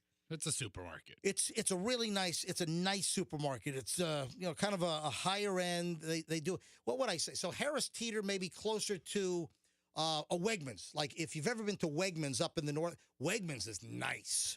Wegmans is phenomenal. So nice supermarket. This 19-year-old girl is applying for a gig at Harris Teeter. This is a supermarket, folks. And isn't there a labor shortage at a lot of these positions? Aren't stores like clamoring for help? So Zanaya Jones is 19. She applies for the job in South Carolina at a Harris Teeter, but she got a rejection because her voicemail was apparently hated by the manager who called her and then gave her a lecture on her voicemail about her outgoing message. I immediately thought of you with this story because of your blah, blah, blah, blah message on your greeting at your home phone. Hold on. That's true. Was the manager going to otherwise call her and offer her a job? I don't know. So the man didn't introduce himself in his message, told her there's no need to give us a call back. So this Zanaya Jones, she put this video up on the TikTok, and this has started a whole debate. Commenters were saying that, hey, she actually dodged a bullet here because people were saying that this manager's behavior is like a red flag, that the manager sounds like a psychopath or a sociopath or something. Here is the outgoing message. So this is 19-year-old Zanaya's voicemail message. When people call her and it goes to voicemail, they hear this. This is her greeting. What's up? What's up? What's up? What's up, y'all? It's your girl Naya, and I'm back with another banging banger. I'm sorry I couldn't answer the phone. Please leave your name, number. Yeah, you know I like Gail. What happened? Gail. So that's the outgoing message. All right. Now, I like it. That's fun. It is fun. She sounds playful. Isn't that the outgoing personality that you might want as a cashier or somebody in customer service? It sounds like a 19-year-old's voicemail who's having a little bit of fun. Now, I don't know if I understood everything. Did you understand, Coop? Do you know all the words in there? Yeah, so after what's up, she goes... No, hold on. Let me play it again. Let's start. I'll tell you where I'm having trouble. And then, folks, hold on. I'm going to play the manager leaving her a voicemail saying, get lost. You're not even worthy to put the cans of Green Giant corn on our shelves.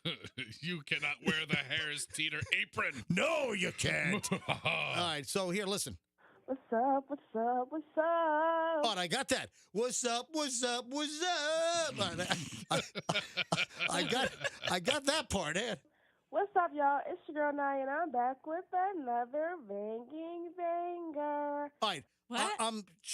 What is her name? Her name is Zanaya, and I'm back with another what? I think it's banging banger. What does that mean? Like a banger's like a good song. So maybe she's referring to her little sing-songy, what she's doing on the voicemail. Yeah. All right, now let's continue. I'm sorry I couldn't answer the phone. Please. All right, I got that. I'm sorry I couldn't answer the phone. Your name, number. Yeah, you know I like Gail. What happened? Gail. Leave your name. Did you say rap it? Yeah. No, what happened? Oh. You leave your name, number, what happened, and then yeah. Well, guess what? This Delta Bravo, this DB of a manager from Harris Teeter, the supermarket chain in South Carolina, calls her up and leaves this message after she applied for a job, and he calls her phone. He hears the message, and then he leaves this. Yes, Miss Jones, I recommend if you apply for a job and you expect somebody to call you, that you have a more appropriate response on your voicemail. So thank you for applying, and no need to give us a call back here at Harris Teeter. Thank you, man. What a Karen. What a doc. Wow. Yeah, by the way, replace the O with an I. Yeah. I mean, isn't that a male Karen? If you've ever heard one. What? What? A doik? Yeah. No, I said a Oh, doc. replace the Replace, O, not add replace. the I. I Yeah. got it. I'm sorry, I Yeah, added like, the I. yeah, Dick Van Oh, Dyke, okay. all right? I got it. All right? Okay. Dick Okay. Patton. Okay. Listen, MJ. Dick Clark. This guy does not need to represent Harris Teeter. Oh, No. my God. So they were really going to hire her, and then he made the split decision not to. Because her voicemail message was Ridiculous. fun? Man, you want to talk about the fun button right there. That's the fun button. And this guy leaves this message? Yes, Miss Jones. I recommend if you apply for a job and you expect somebody to call you, that you have a more appropriate response on your voicemail. So thank you for applying, and no need to give us a call back here at Harris Teeter. Thank you, ma'am. Bye.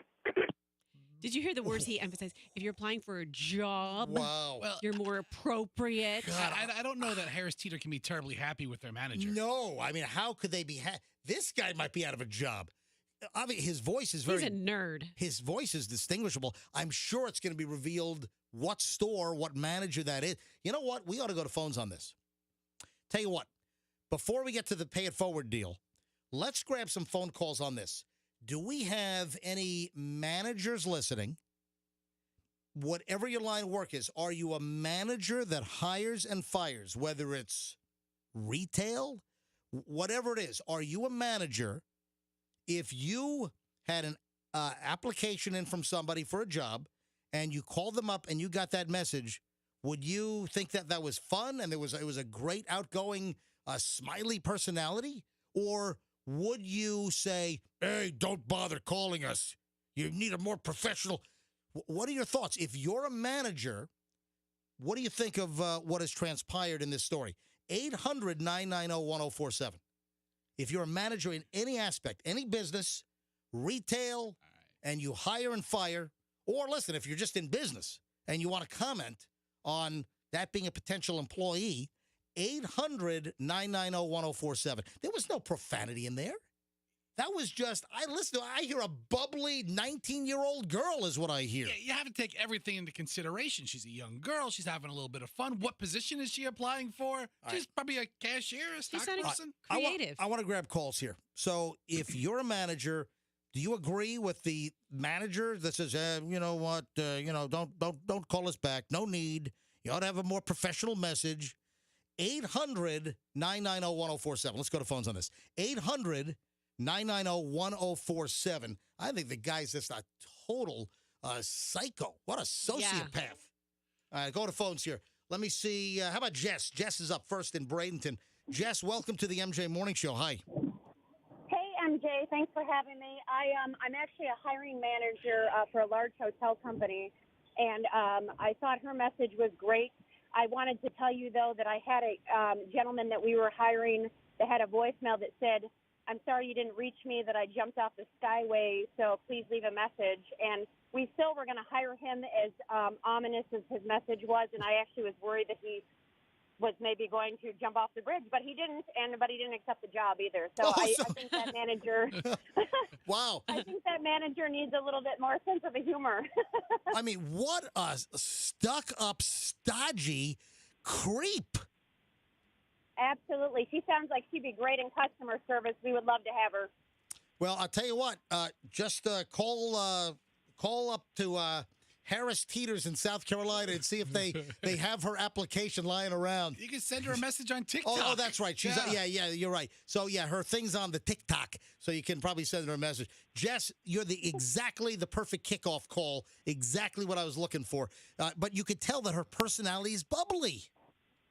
Absolutely. Great for customer service. Yep. All right, Jess, thanks for listening and thanks for phoning in. And how about Carrie is in Valrico? Carrie, your thoughts on her outgoing voicemail message that turned off the Harris Teeter supermarket manager? I thought it was great and appropriate for her age. I mean, she's 19. Yep. On the other side, though, I understand where the manager is coming from, but you have to really think about your audience, who you're catering to. I mean, if it's a grocery store and you're hiring a 19-year-old, totally appropriate. If you're looking at, Fortune 500 companies, like, I don't know, Merrill Lynch or something, probably not the best outgoing voicemail. But I think the manager was totally wrong. Absolutely. Carrie, now, are you a manager, and what do you do? I actually have, wear two hats. I'm an HR director, and I'm a licensed therapist here in the state of Florida. Oh, wow. All right. So, Carrie, I think you're very qualified. Thanks for calling in. Man, great phone call so far. 800-990-1047. 800-990-1047. Again, if you're just tuning in, this 19-year-old woman, Zanaya Jones in South Carolina, applies for a gig at Harris Teeter. It's a supermarket chain in the Carolinas in Virginia, and has this message as an outgoing message. She applies, the store calls her, and this is what the manager heard. What's up? What's up? What's up? What's up, y'all? It's your girl Naya, and I'm back with another banging banger. I'm sorry I couldn't answer the phone. Please leave your name, number. Yeah, you know all that. Gail, what happened? Gail. So that's her outgoing message. The manager, going over her application, then leaves this message. Yes, Miss Jones, I recommend if you apply for a job and you expect somebody to call you, that you have a more appropriate response on your voicemail. So thank you for applying, and no need to give us a call back here at Harris Teeter. Thank you, man. Bye. Oh, man. Wow. That was Kurt. I think his name might actually be Kurt. He drops the company's name in it. Does. Don't call us back here at Harris. All right, back to phones, man. How about John is in Bradenton. Hi, John, MJ Morning Show. Hi. Hey, MJ, how you doing, man? How you doing, Fester, everybody? Yeah, I've been a manager in that position, and honestly, I mean, especially right now, if someone wants to work, you can't be like that. Yes, her, voicemail was, a voicemail of a 19-year-old girl. But, like everybody said, she had a great personality. At least bring her in and meet her. Don't just, go off of, a voicemail. Give her the opportunity since she actually does want to work. I just thought she demonstrated a bubbly, fun personality. And don't you want that at a supermarket? Of course. It's not like it's a funeral home or something. You got the. I would want her at my funeral home. Yeah, we don't want what up? We don't need you. We don't want you near the Halo little mandarins, the rotisserie chickens, and the deli. We don't want you anywhere near that stuff. You hire her at the funeral home, put her in charge of wakes. Yo, grandma's in the. Hey, John, what kind of management have you done? Restaurant management, movie theater management. Retail. What are you doing right now? What type of work? Right now, I am in sales. Sales for medical supplies. Good luck, buddy. Thanks for calling in. Let's grab Steve in Dade City. Steve, MJ Morning Show, Q105. What are your thoughts on this whole exchange? There's no substitute or anything for what the manager did. He was wrong 100% the way he talked to her. Because she has poor taste in her message, excuse me, because she has poor taste in her message. No, so I disagree. I don't think there was anything that was in poor taste. You disagree with me? No, the message didn't. That type of language doesn't adhere to me. We'll just say that. But there was nothing. But there was no curse words. It was just kind of. No, I didn't. Yeah, I didn't say that. Right. It was like 19-year-old vernacular, Yeah, I just don't like that kind of language myself. Right. I don't have it around me, and I don't deal with it. I'd still bring the girl in. She wants to work, go that route. She may do fine. She may not. She wants to work. Put her to work. All right, Steve. And Steve, what kind of management have you done? I used to own a utility company, and I owned a construction company, and I'm retired now. Yes. Well, Steve, you sound like Harris Teeter material.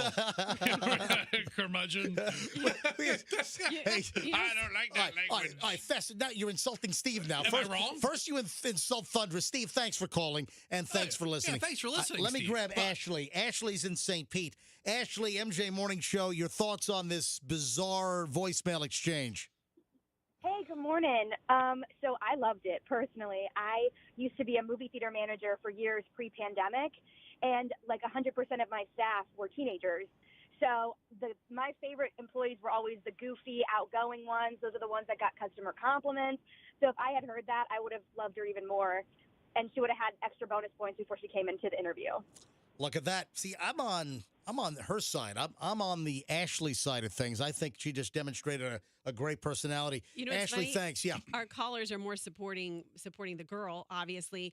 Our texters are more supporting the manager. Really? Which is kind of weird. Maybe I read a couple of texts to me. Well, they just said this is excuse me. I agree with the manager. That's the problem in today's society. We're losing professionalism. And then one person said that he would hire her, but he gets all these applications with crazy email addresses like sexy boy 96 and hot mama 22. And so you kind of have to have a professional email handle too. That's something to think about. Storeslut72@gmail.com. You're hired. All right, let me just grab a couple more calls. Then we're going to move on to this whole pay it forward kind of controversy here. Ernie's in New Tampa. Ernie, hey, Coop, no more. Just what I have on the board here. I see you're continuing to screen. I'm going to wrap it up here. Ernie in New Tampa, you're on the MJ Morning Show. Hi. Hey there. Good morning. Morning, Ernie. What type of management have you done or do you do right now? Yeah, I've been in retail management for over 30 years. Wow. So I run some wireless stores and all that. And to get a young lady on the phone like that is singing and obviously, her brand just by listening to her is she's a sweetheart. Why would you not put her in front of your customers? And I don't think you have any right to tell your employees what's on their personal devices either. So that's what my thoughts were. I think you're spot on. I agree 100%. Hey, Coop, the phones are still going nuts here. If you have any good ones, put them on hold. If you have any great calls, maybe I'll add a few. Let me grab, how about Tessa? Tessa's next on the MJ Morning Show. Hi, Tessa. Hi, good morning. Tessa, your thoughts, please. Well, I read 100 resumes a day, and What do you do? What type of work? I'm a manager for a hospice here in Polk County. Yep. You don't get a personality from a resume. Sometimes people add color to it, so you're like, okay, they're a little fun. But if I had called her and that was her voicemail, I probably would have left something equally as amazing, like, what's up, give us a call back. So people like that, I want to put in front of our customers. I want them to be happy and outgoing.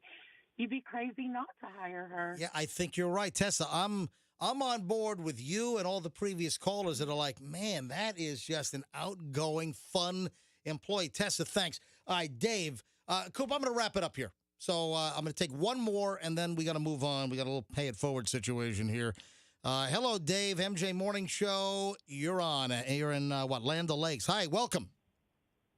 Good morning. So, I agree with everybody else that's called in so far. I've recruited for about 25 years. Right now, I've done 2+ years for a grocery store chain actually up in New England, Stop and Shop, which is like a Publix. Oh, sure. Listen, I've been in many Stop and Shops. Yep. Recruit for this exact same role, and that's the exact type of candidate you want in a grocery store. I've had some really inappropriate outgoing messages where you just leave a message, ask for a call back, because, again, you're working with kids. If you can find anybody who wants to work today, give them a chance. It's so hard to find somebody who will even accept your call and go in for an interview. So when you've got somebody with a personality, that's what you need. All right, so listen, this is perfect. I'm wrapping up the segment, coincidentally, with a guy that's been in supermarket management and hiring for years. So, Dave, you're essentially calling the Harris Teeter guy a douche. Is that correct? Pretty much. Okay, good. Hey, what a perfect call to wrap this up on. I got another supermarket dude calling out the supermarket dude. Also, yeah, Dave, thank you, buddy. I appreciate it. Good luck. There's a level, and I've come to believe this, there's a level of overall life unhappiness with like a second assistant manager of a grocery store.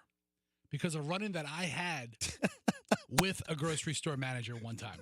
Was this as a customer or as an ill-fated employee? This was right. As a customer. Right. Years ago, MJ, I don't know if you recall this.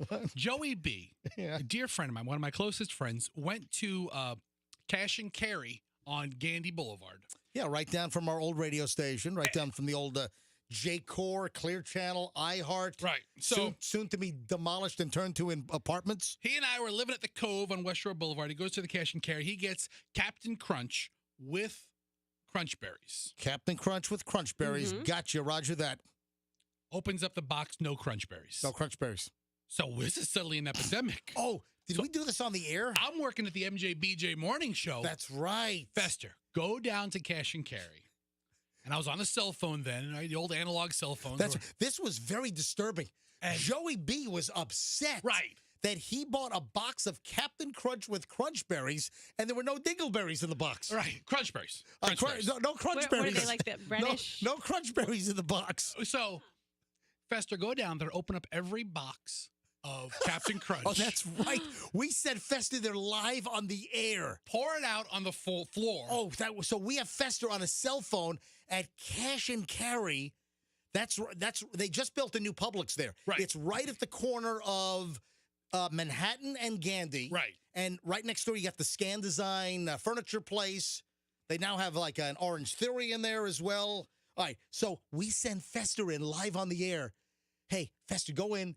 Just start opening boxes of Captain Crunch with Crunch Berry. Just start dumping them out on the floor just to ascertain whether there are Crunch Berries in the box, unlike what Joey B had. Now, as I'm walking out of the studio, BJ gives me $50. He goes, "Don't you leave without paying for them." Right. I was like, "Okay, no problem. I got it. So I go out there, I get there, I call you guys, I'm on the air. I start opening up boxes of Captain Crunch, pouring them in the aisle.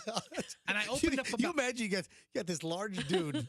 just pouring cereal straight on the floor. Cereal on the At least floor. you weren't pouring milk on top of it. And then I'm like, yep, this slurping one's it up. got it.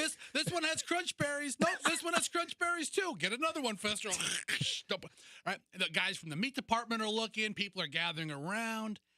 And a manager, the second assistant manager, not the manager, not the assistant manager, the second assistant manager, comes up to me while I'm in the row pouring out the cereal. But isn't that illegal what you're doing right now? Because is it grazing or is it tampering with stuff? Nothing's illegal. Nothing's been shoplifted. Nothing hasn't been paid for. He comes up to me and he grabs my arm. And I'm on the phone, on the radio. Live I remember this. And he goes, hey, you son of a bitch. What the bleep are you? And MJ, he's riding the pod. Yeah. He's kind of lowering the microphone. This was before we had delay. Before we had So delay, right? we did not. It was. I don't think we had a delay until the whole Janet Jackson debacle. Remember that? He's like, you son of a bitch. You get the bleep out of my store. And I'm kind of motioning to him, pointing to my phone like, shut up. Shut up. But I can't say that to him. But I'm like, shut up. Stop yelling at me. Right. And he's like, I think he did the right thing. But he's like, if you ever come to this store again, I'm going to kick your ass myself. You son of a... This is all on the air. Right. Yeah, I think he actually dropped some 4-letter words as well. And then I'm like trying to run the volume up and down to like try to get his curse words off. And BJ yells, "Don't leave without paying for it." So I'm like, I have to pay for it. So I'm plus, standing. you were going to clean it up as well. I'm standing. I didn't even get that far. Right, I know. I'm standing in line, and the girl who worked the cash wrap area or the return section, she goes, "Mr. So-and-so, please come to the front desk." The guy, the manager, he walks up, he gets a phone call, and he's like, "Yes, sir. Yes, sir. He's in my store right now, sir. I got him, sir." He's like talking to the district manager of Cash and Carry. The district manager was listening to the show live. This was MJ and BJ days on 93, and the district manager calls up while Fester's still there. He knew what store. He knew the manager's name. He goes, "I got him, sir. I'm kicking him out right now." And the guy says over the phone, a district manager, and he later called me and apologized. Right. District manager calls, he goes, "If you ever talk to a customer like that again, I'm going to fire you so fast, your head will spin around." It doesn't matter if you're dumping Captain Crunch with Crunch Berries all over the aisle.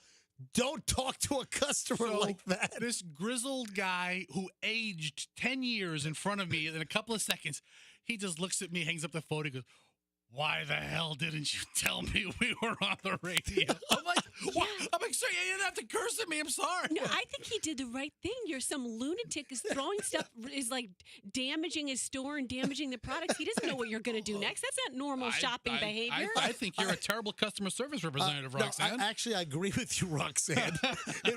It's highly destructive. It's highly inappropriate. But listen, anything for a radio morning bit. Yeah. Hey, Fester almost went to state prison for a turkey fryer in a van.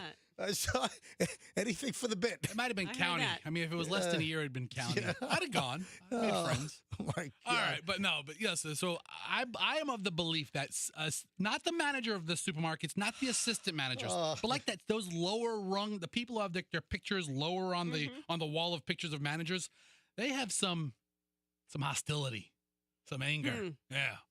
Some They deal crazy with those stuff. types of things. And just to wrap it up, once again, this is the 19-year-old Ms. Jones's voicemail outgoing. What's up? What's up? What's up?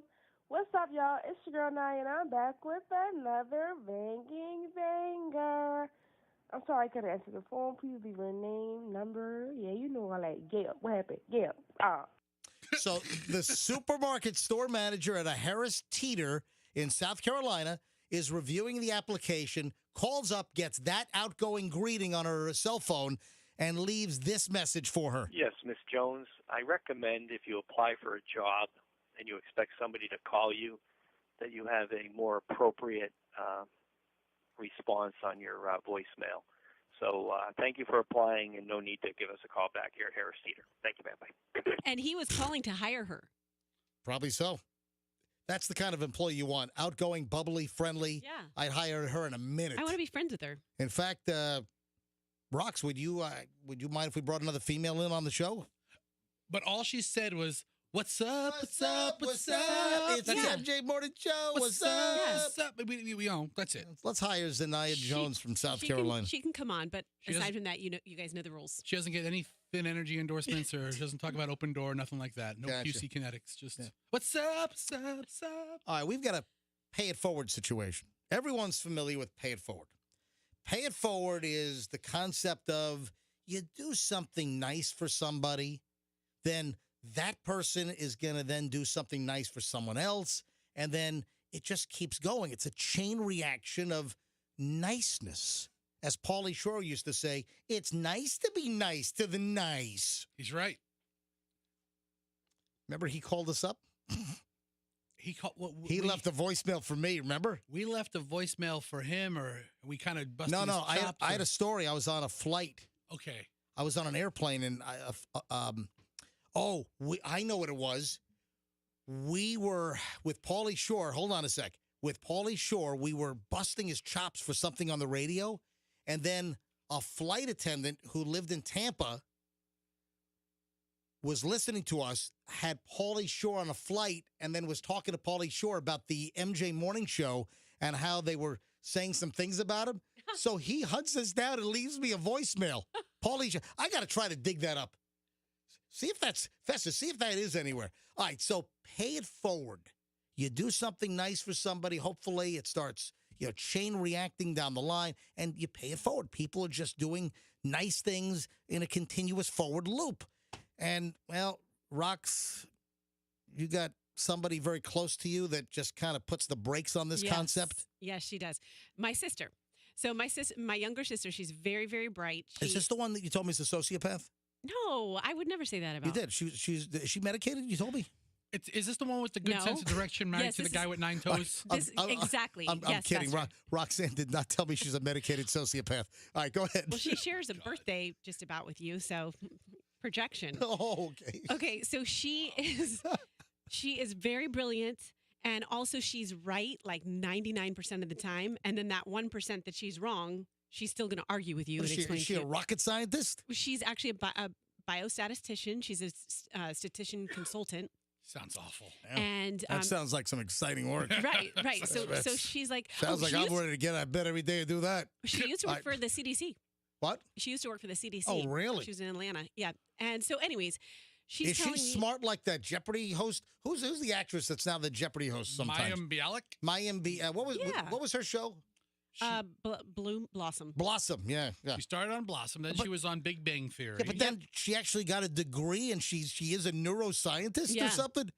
She's pushing one of those mental pills, Oh, is on- she really? on TV? Yeah, and I keep seeing those. What was the other one?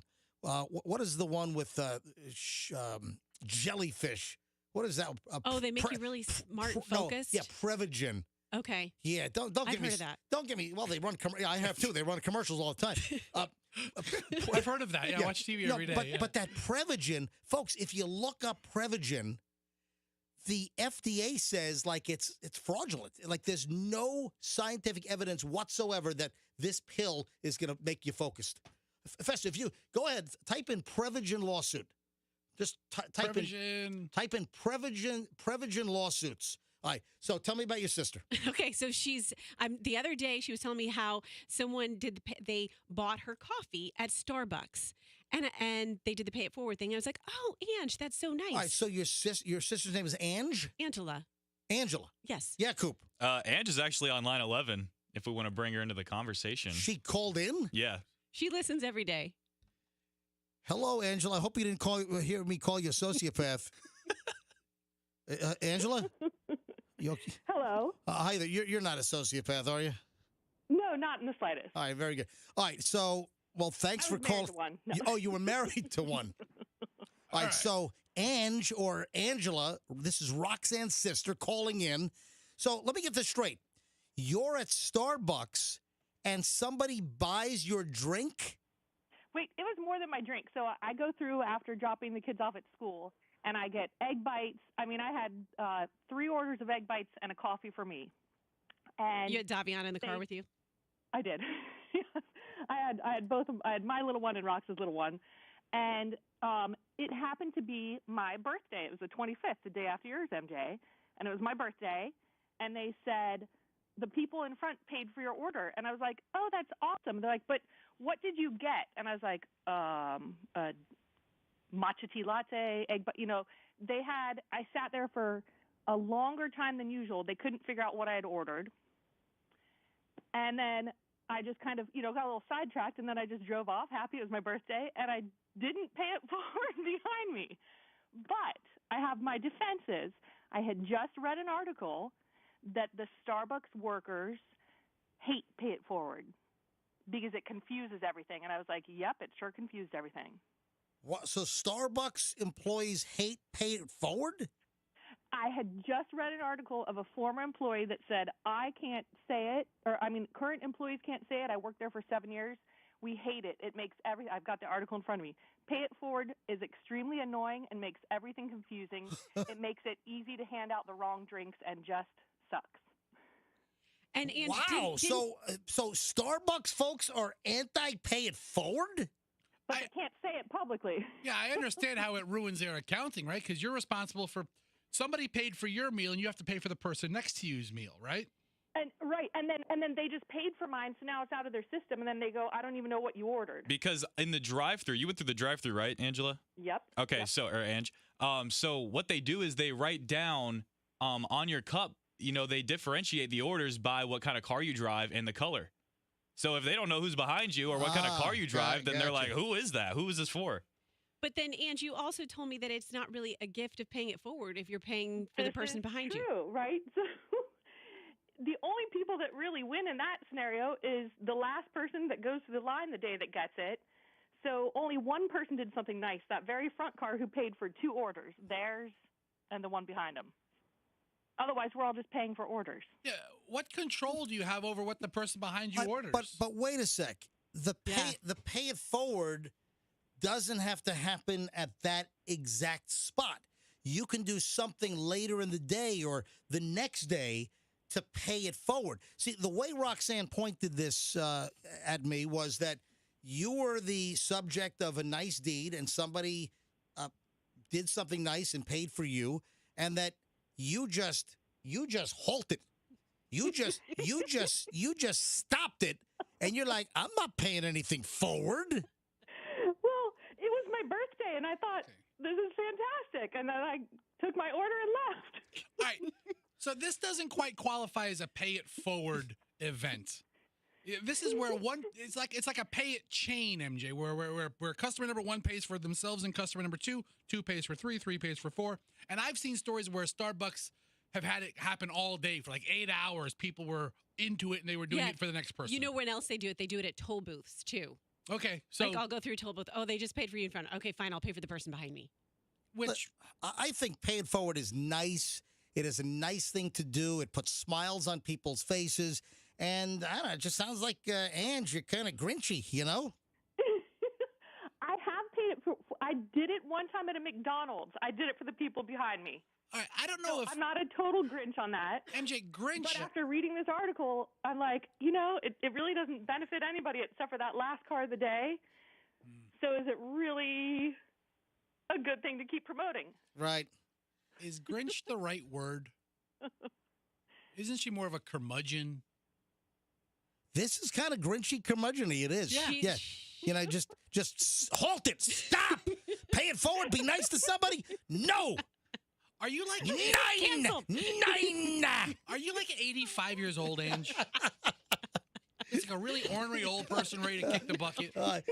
Ange, thanks for. Do you live in town, Ange? I do. Yeah, that's where I've been staying all week since Doug's been out of town. I got you. Ange, thanks a lot for calling in. I appreciate it. Love listening to you guys. Bye. Bye-bye. Ange, love you. The phones are going nuts here. And you didn't even ask for any calls. I know. Hey, Coop, can you see all these calls on hold? And I don't know. Yeah. Have you ever had to pay it forward, MJ? Where somebody did something for you, and then years later you made it right, or you paid it forward again? I've had one. I did a pay it forward recently, but I don't. Well, I did something nice recently. I wasn't going to talk about this. In fact, I don't do something to then talk about it and brag about it. Okay. Hold on a second. Is that my wife? Yeah, it's your wife. I couldn't tell at first, but it's Michelle. Hang on a sec. Michelle, are you listening? I am listening. All right. So are you calling in about what I was just talking about and how I wasn't going to talk about something nice I did recently? Well, because you don't normally, expose yourself in that fashion, but I'll expose you because it was a very nice deed. Listen, the bottom line, see, I do nice things, but I don't need credit or accolades, and I wasn't going to even talk about this. So, but I did something recently, and I hope that it got paid forward. So, Michelle, go ahead and tell the story. So when we were in Miami for your brother's wedding, we went to have lunch at this little cafe, and the fire truck or the fire response team pulled up, and they were all getting out to eat, and then they got called away. And so... Yeah, this place was great, by the way. Now, keep in mind, this was like 2 blocks down from the Murder Motel. Folks, you saw the picture. Yeah. This is 2 blocks down from the Murder Motel, which, if you have not seen... Hey, Coop, do you still have the link on our website for the Murder Motel? It was like a horror film. Oh, yeah, I'll bump it up. All right, folks, if you have not seen the Murder Motel, we needed just a day room for my brother's wedding. And all the places that we had lined up suddenly did not have a day room available because we flew in the morning, the wedding was that evening, and then we were flying right out at 11 p.m. So all we needed was a day room to get ready to go to the wedding, and we were hungry. And a couple of blocks down from this Murder Motel, which the pictures, folks, are nuts, right down the street was this great Cuban place, and apparently it's really well known, and the reviews are fantastic. And we had a pork Cuban sandwich with it had onions, it had all kinds of spices. The sandwich was amazing. The food was incredible. And hang on, the name of the place is the Airport Cafe and Liquors in Miami. Listen, guys, this is Miami Springs. It's right near the Miami-Dade Airport, right near Miami International. And the place is called Airport Cafe and Liquors. And the Cuban food there is incredible. All right. So as Michelle was, I wasn't going to tell the story. So the firefighters, they were sitting down, like a big engine comes in, and like 5 guys get out of the engine. You know, they're doing all the spotting in the parking lot, and the guys are working the corners to make sure that they've got the parking spot so they can get out quickly if they need to, making sure they don't back into anything. So then they get into the restaurant, and we're outside because we're eating outside still for the most part. And they had an outside terrace area. The firefighters doing the same. They go to sit down. They're looking at the menus, and then suddenly the radios go off, and they run, go to the truck, and woo! Bah, bah, bah. They take off to go to a call. Now, I don't know whether it was a false alarm, whether they got called off, the call was canceled. They come back around, Michelle, within about 5 minutes? Well, it was a little longer than that because we were almost done with our meal then by the time they came back. All right, so they came back maybe longer than 5 minutes. Go ahead. Right. And so we figured, the call must have been canceled or must not have been so serious. And they sat down and they ordered. And yeah, they were having a good time over there. And then we finished up our meal. And then he said, hey, I think I'm going to pay for their meal. And I said, you should. They're first responders. They're out here doing a job, and, they never know if they're going to, get called away again. Like, go ahead and do it. That's a good idea. I like that. Yeah, see, I wasn't going to talk about this, but we are talking about pay it forward. And yeah, this fits. Michelle phoned in. Michelle is exposing me. Michelle is exposing me for the pay it forward person I am. We do that all the time, but we don't really like. Yeah, I guess we don't think about it like in that vein. We just kind of we do it in the moment. Sometimes we'll do it for military servicemen, first responders, whatever. You're like, in that moment, you're like, you know what? I'm here. They're here. I'm paying for their meal. Let's go. So I was checking out. I walked up to the window to pay for my my check. And there's a little outside window that goes in that serves the patio out there. And the woman comes to the table with my with the credit card and just sign here. And then I said, hey, do you have the tally for the firefighters? They were down on the other end. And I said, I guess their orders are all in. Do you have their check as well? And she says, yep. And she goes to the little terminal computer screen. And I said, I'm going to pay for them as well. So I just that's so thoughtful. 5 Miami-Dade firefighters. We just we paid for their lunch. So hopefully maybe they paid it forward. Very cool. So they pay it forward every day. I believe they go to work. They do. You know what they do? They're first responders, and they do. You're correct. They pay it forward. Look, Michelle's running PR for them too now. Look. Yeah. Mm-hmm. Well, that's what they do every day. All right, Michelle. Thanks for calling in and exposing me as a. Sorry. Yeah, that's okay. All right. That is nothing. I know you don't really like that thing, but sorry. All right. Goodbye. MJ, that's nothing like my pay it forward. Well, listen. Listen. Bottom line. If my story and Michelle outing me is doing a nice deed for these firefighters, if that inspires other people, then okay, I'm exposed. Yeah, Fester.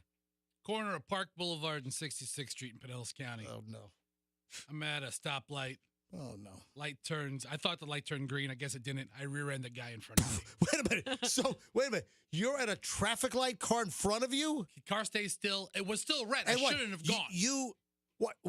I hit him. In the moment, you suddenly thought that he was going, the light was green, and without processing, you just put your foot on the gas and you smash into the guy in front of you? It wasn't a high-speed collision, but I did give him a rap. It jolted everything. Yeah.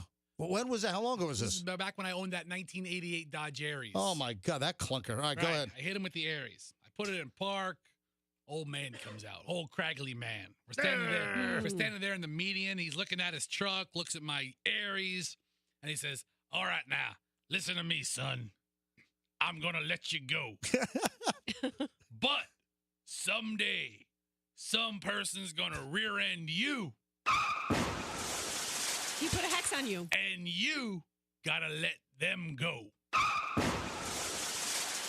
It's always stuck with me. Man, it's like the mystery ghost man that you come across in the forest. And he gets back in his truck, takes off, I never see the guy again. And I'm like breathing heavy, I'm shaking, I'm in cold sweats.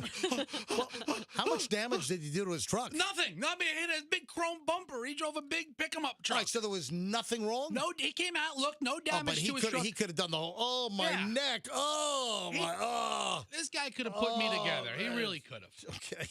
Years later, I'm in front of the Largo Mall. Out there on Ulmerton Road out there in Largo. Yep. Getting ready to turn in. And boom. I'm in my new truck. My new black truck. The black F-150. Yeah.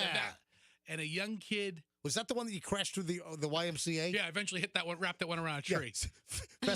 Fester, that's when he was cut off by a bus on Himes.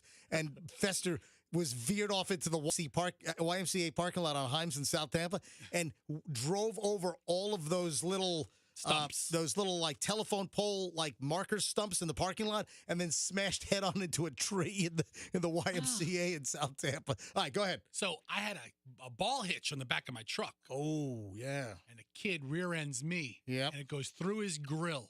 My ball hitch. So your ball went through his grill. Yes. All right, and I get out. I'm suddenly the guy standing on the median. And he's the 15-year-old kid shaking and did sweating. You say, son, let me talk to you? Verbatim. I was like, I looked at my truck, no damage. He got much worse damage. And I told him, he goes, "You're going to call my dad? I have my insurance card." He's telling me everything. And I had to tell him, "Son, I'm going to let you go. But someday, somebody's going to run into you. And you've got to let them go." And I hope that kid paid it forward. I mean, eventually, everybody gets kind of, just tap rear-ended. Yeah. Let the person go. Let it go. Anyway, that's my pay it forward. Nice. All right. Not good placement. Do you know that everyone in this room sent me this story last night? Oh, is it the CNN story? Yes. Oh, man. Every single one of you. Fester sends this story. Roxanne sent me this story. Coop sent me this story. And I'm sure we all had the same thought about it. I had already printed out this story. Really bad commercial placement for an Applebee's commercial during the invasion coverage of Ukraine on CNN. Whoopsies. Yeah, Applebee's. This is a lose-lose for CNN. Yeah, Applebee's is not very thrilled with this. Yeah, we fancy like Applebee's on a date night. Got that Bourbon Street steak with the Oreo shake. Okay. So here's what happened. So some of these cable channels, when there's really a big breaking news item, they don't want to go to full commercial screen. So what they'll do is they'll have like the commercial in, let's say, a box on maybe 3/4 of the screen, 60% of the screen, and then they have graphics on the side, breaking news, Ukraine invasion, And Russia. B-roll Yeah, too. And they have, you're right, Video. They have video. They have the live shot. So they have the live shot of like the Kiev or some Ukrainian skyline as, flashes are going off, as air raid sirens are blaring, and they go to commercial break. But if you've got bombs and an attack and an invasion and all kinds of mayhem going on, who the hell wants their commercial running with the invasion thing and you got the image of the skyline of a Russian attack? Who wants their commercial run? Well, Applebee's didn't. So listen to what happened on CNN. This is what happened.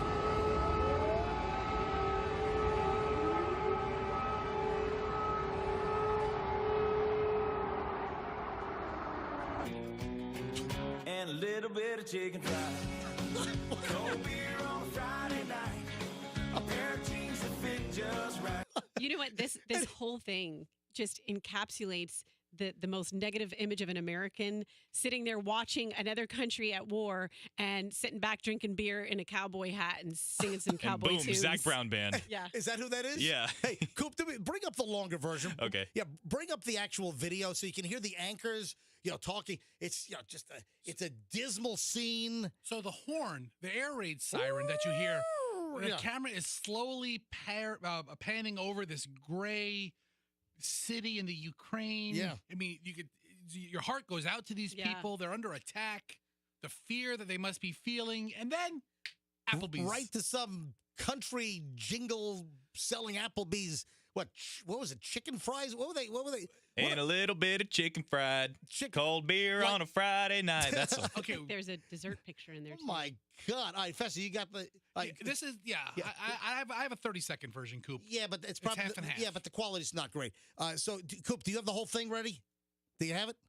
All right. So, Coop, I want to play just a little more context of the anchors that are talking about this, and then the Applebee's commercial comes on. But you heard the air raid siren, then it goes to commercial, and you've got again Ukraine invasion. You got the skyline, the air raid sirens, and it goes right to the spot. Coop, do you have it ready to play? All right, roll it. Let me hear it. Families having to protect their little children. We'll go inside and in the capital of Kyiv as air raid sirens are ringing out this morning. Much more reaction and insight from CNN's chief international anchor, Christiana Amanpour. That's up next. So now they bring up the air raid sirens and the skyline. And this is still on the screen when... And a little bit of chicken fried. Man, come on. And then you got some cowboy in tight jeans swinging his butt around. Get 5 bonus wings for $1 with any handcrafted burger. Only at Applebee's. So, Applebee's is like, oops, we're going to suspend our commercials on CNN now. So Applebee's, obviously, a complaint started rolling in. Applebee's has apologized, and now And it's not their fault. No, well, no. And then Applebee's is now pausing their ads on CNN and issuing an apology as that little country-themed chicken fried ad comes on. Okay, the news networks need to suspend advertisements during breaking news like this, because what would have been an appropriate commercial? Crest Well, they can't have it in the box. Yeah, exactly. See, Roxanne is right. That's the point. That's the point. All right. If you're going to go to commercial break, you just got to go to commercial break. You can't leave the whole crisis video on a squeeze on the screen next to a cowboy shaking his rear end in tight jeans and a cowboy hat, drinking some beer and chicken at fingers. Applebee's. Yeah. Exactly. All right. So the breaking news apparently is you get 5 crispy chicken nuggets with a purchase of any burger at Applebee's. That's what it makes it look like. That's right. But that's the breaking news. That's the big news. Well, I would recommend just going to PDQ because no spots are coming up during invasion video. You won't see PDQ on TV in the middle of an attack. So wow. So Applebee's, they said, CNN, why don't you stop running our ads for a while? So that's what's going on. Did you see? Speaking of video, did you see the UPS driver in Miami throw a heavy box on top of a dog? What? This was despicable. Now, there's no audio to this, but Fester, have you seen the video yet? I have not. All right, you got to look this up. Coop, do we have the video ready to go at mjmorningshow.com? Is it 2 seconds here? All right, so we'll have it up on our website in just a few seconds. mjmorningshow.com, mjmorningshow.com. Give it a few minutes. So we're looking at a security camera, which looks to be corner of the garage mounted in the driveway. Got a regular house somewhere in Miami-Dade. So you imagine, you look at the house, the corner of the garage, you got a security camera. It's pointing down the driveway toward the street. This individual has a gate across the driveway. Across the street, you see the brown UPS truck. You see the UPS driver in his brown UPS outfit, and this guy drops a box. There's a dog. It looks like a German Shepherd, looked like a fairly large dog, but the UPS driver, this guy, hey, Festa, don't touch for a second. All right. So the UPS driver drops the box on the dog. All right, here's audio. This is from Channel 7. This is WSVN, Channel 7, the Fox channel down in Miami, where their slogan is, if it bleeds, it leads. This is Channel 7. Listen to this. Welcome back, everyone. Now on just one station, a surveillance camera capturing a dangerous drop-off in southwest Miami-Dade. A UPS driver seen throwing a heavy package on top of a dog. And you can imagine that dog's owner is asking for some answers. 7's Marcela Burgos with the exclusive. Yeah. This is a 7 exclusive. Channel 7 News. It's heart-wrenching. It's like you cringe. It's how a Southwest Miami-Dade woman felt when she looked at her surveillance video and saw a UPS driver throw her package over her fence. That heavy box landed on her dog below. Whoa. He saw that the dog was there, and he decided that he was still going to throw it, which you could see in the video. He clearly saw what he was doing. The delivery happened around noon Wednesday, and inside that half-open box was this wheelchair. I'm sorry, I know I'm ruining his day, but again, it's my dog. You know, that's my family. Like, that can't happen. It was a big box. It had a wheelchair inside. You know those like folding collapsible wheelchairs? Yeah. Like maybe like the airport, you'd see them like bring people to gates or on the to the airplanes on a wheel. It was like a collapsible wheelchair. So the box probably weighed 30 or 40 pounds. It had some weight to it. So the UPS driver throws it over the gate literally on top. It was almost like he deliberately dropped it on the dog. And it knocks the dog to the ground. It flattens the dog for a minute. The box also, there's so much weight in the box actually bursts open from one end. The wheelchair rolls out the backside of the box? Another box, maybe it was the accessory parts. It was like another box inside on top of the wheelchair, then rolls out. It looks like the dog was jumping and barking, but it wasn't going to clear the fence and get to him, and that was his reaction to it. What's it's even awful. more upsetting to her is that she says she wouldn't have known what happened if she hadn't checked her security camera. I almost feel it's embarrassing. that we have to have this conversation. And especially nowadays, like everything is recorded. So people should really pay attention to what they're doing. She checked her dog over, and the German Shepherd appears to be doing okay. Yeah, it's okay. It's okay. If it's something heavy that you have a hard time picking up to throw over. The German Shepherd luckily doesn't need a little doggy wheelchair now. The German Shepherd's okay. Right. But, man, this is kind of a PR nightmare for UPS. Listen, UPS, I've known phenomenal drivers over the years. This is really the rarity. But we've seen this. Remember there was video of a FedEx driver throwing a TV set across the fence onto the driveway. I mean, you've had, UPS, FedEx. All the delivery services. So there was a DHL guy that used to know some people at our old place. Yeah. Yeah.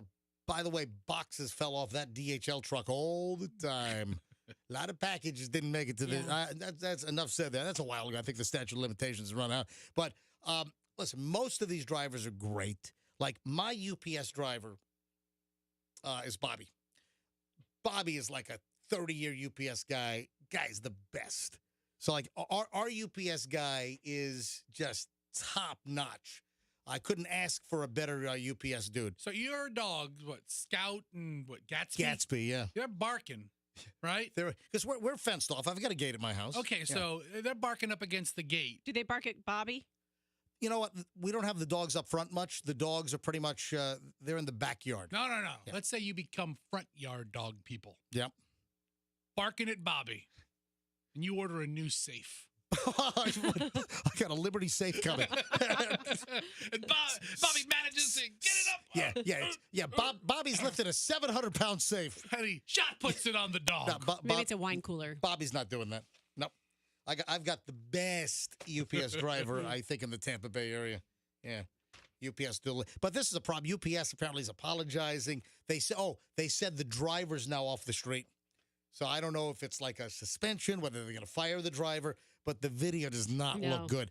Coop, can you get the video up on the website, please? Yep, it's up right now. Video's up right now if you want to see the UPS guy throw the box on top of the dog on the driveway. MJMorningshow.com, MJMorningshow.com. All right, when we get back, man, we are loaded. Pretty brazen. A restaurant is banning customers with a list of these items. Restaurant, you have this? Stay out. Tell you next. Also, Roxanne, you wanted to talk about this kind of crazy barista Pacific Northwest coffee hut bikini girl story. This is salacious. Yes, let's talk about it. Roxanne with salacious. Next. Don't move. We're back in minutes on the MJ Morning Show here on Q105. Zero Res is your solution to clean carpet. Look around. Does your carpet really look good?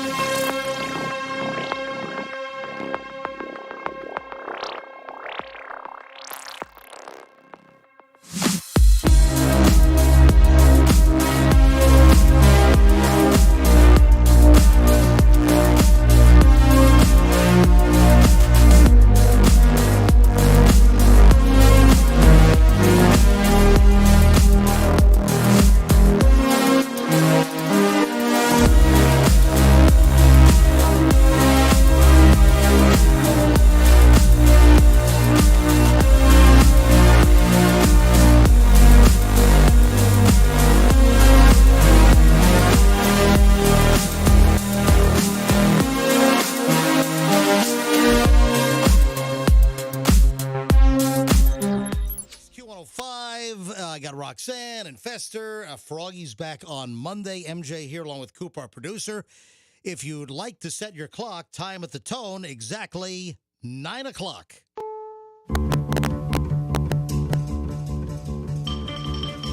This is the MJ Morning Show. You give us 22 minutes and we'll give you a load of crap. All right, so we got some breaking news. Literally just fell into Fester's lap. First of all, I just witnessed something bizarre. Get to the breaking news. Give me 30 seconds here. Why did you just pull a television remote control out of your purse?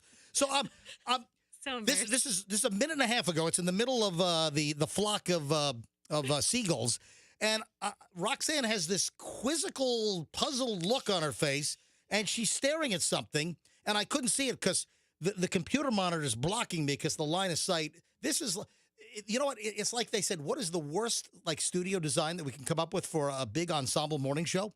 And this is it. Every day I'm looking at you, I feel like I'm looking through a peephole. Right. So I can't. So then I move the monitor away and I look at Roxanne. Yep. And you're looking down. I'm like, well, she's looking at something with this really quizzed look on her face.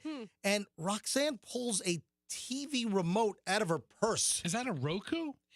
I guess so. Yeah, it is. Yeah. It is. This is the TV remote in my bedroom, which gets lost all the time. Why is it in your purse? I don't know, but it's funny because Doug always wants to tape it to a big kitchen spoon. I've heard about that. A ladle. Like a big wooden spatula or something like that. Either we use a spatula or a ladle, and I took it off the ladle, and I must have put it in my purse, but I was yelling at him last night. I'm like, where's the remote? Where's the remote? It's in your purse? It's in my purse. Yeah, I remember. Sorry, Doug. Roxanne, once you posted a photo of your remote and it was connected to a spatula. Yeah, and this is what happens if it's not on the spatula. It ends up in my purse. All right. My God. All right.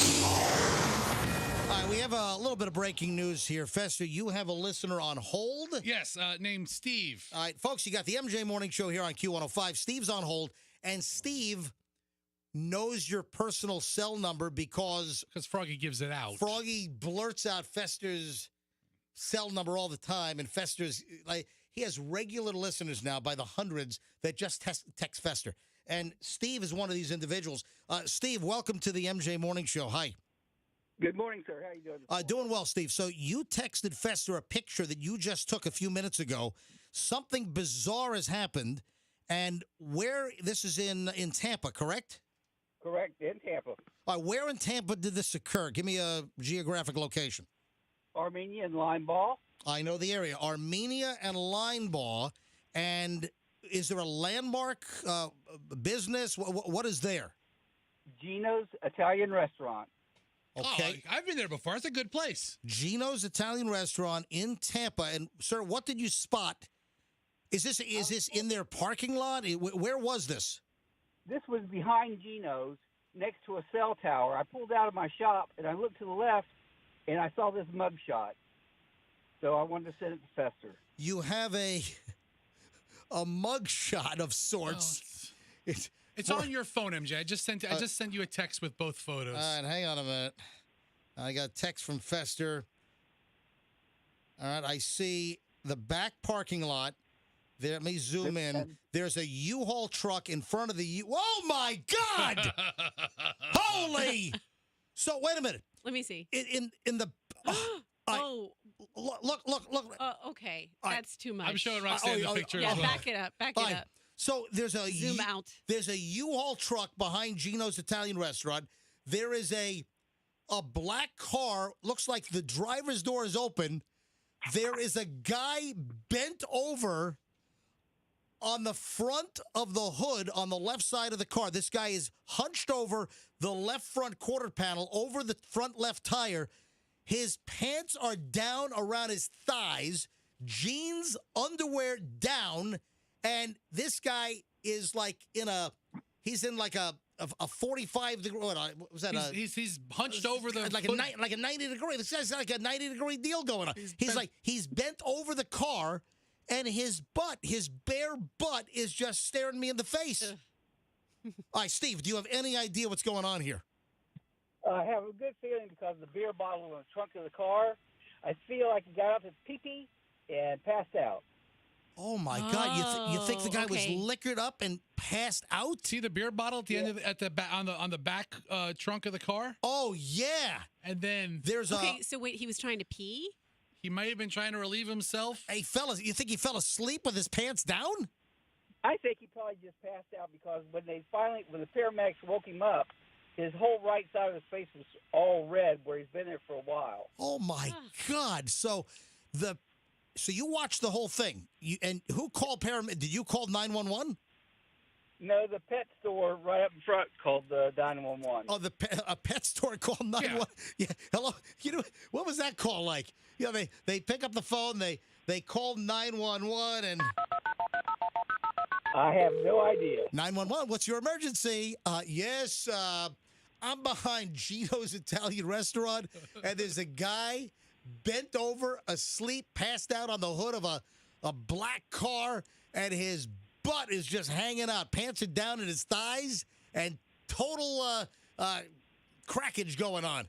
Oh, my God. Hey, Steve, and the pictures you sent, you took these pictures, right? Yes, sir. All right, do we have permission to put the pictures on the MJMorningshow.com website? As far as I'm concerned. All right, well, if you took it, that's all you got to just give me consent. Wow. Oh, that Coop, Fester sent you the photos. Are you close to getting them posted on the website? Yes, in a couple minutes here. Oh, my God. And Steve, so the paramedics arrive, and they jostle the guy awake? So he wasn't dead. You think he was just passed out, sleeping with you, son? Passed out drunk, sleeping with your butt hanging out, hunched over on the hood of a car is no way to go through life. No way at all. No way. And did the cops come? I mean, because technically, if he's drunk and he's with the car and he's got possession of the keys, that could be a DUI. There were 2 city officers showed up and 2 sheriffs. Wow. Is that like on the line? Is that near the TPD and the Very close. Wow. All right. So you had HCSO is Chad Chronister's finest showed up, and then 2 TPD officers. Wow. Wow. Hey, Steve, thanks for the breaking butt crack news. We appreciate it. Enjoy the show. Did they take him away? I didn't stay long enough. All right. Hey, great photo of the day here on the MJ Morning Show. Thank you. He was only there for 40 minutes to watch him get called. All the authorities came out, but you left before the end. Wow. Thanks, Steve. I appreciate you listening, and thanks for giving us great content. Y'all have a great day. You know, and let this be a lesson to all of our other listeners out there. If you see something that's worth laughing at or being entertaining or interesting. If you have any content at all for us, text Fester's personal cell number, 813-310-8444. Or you could just text the show, or you could just email it to us. Did you dump yourself? No, I didn't. It's all right. Froggy's given it out 1,000 times. I get hundreds of texts. So, again, if you have any content ever for the show, just call us, 800-990-1047. 800-990-1047.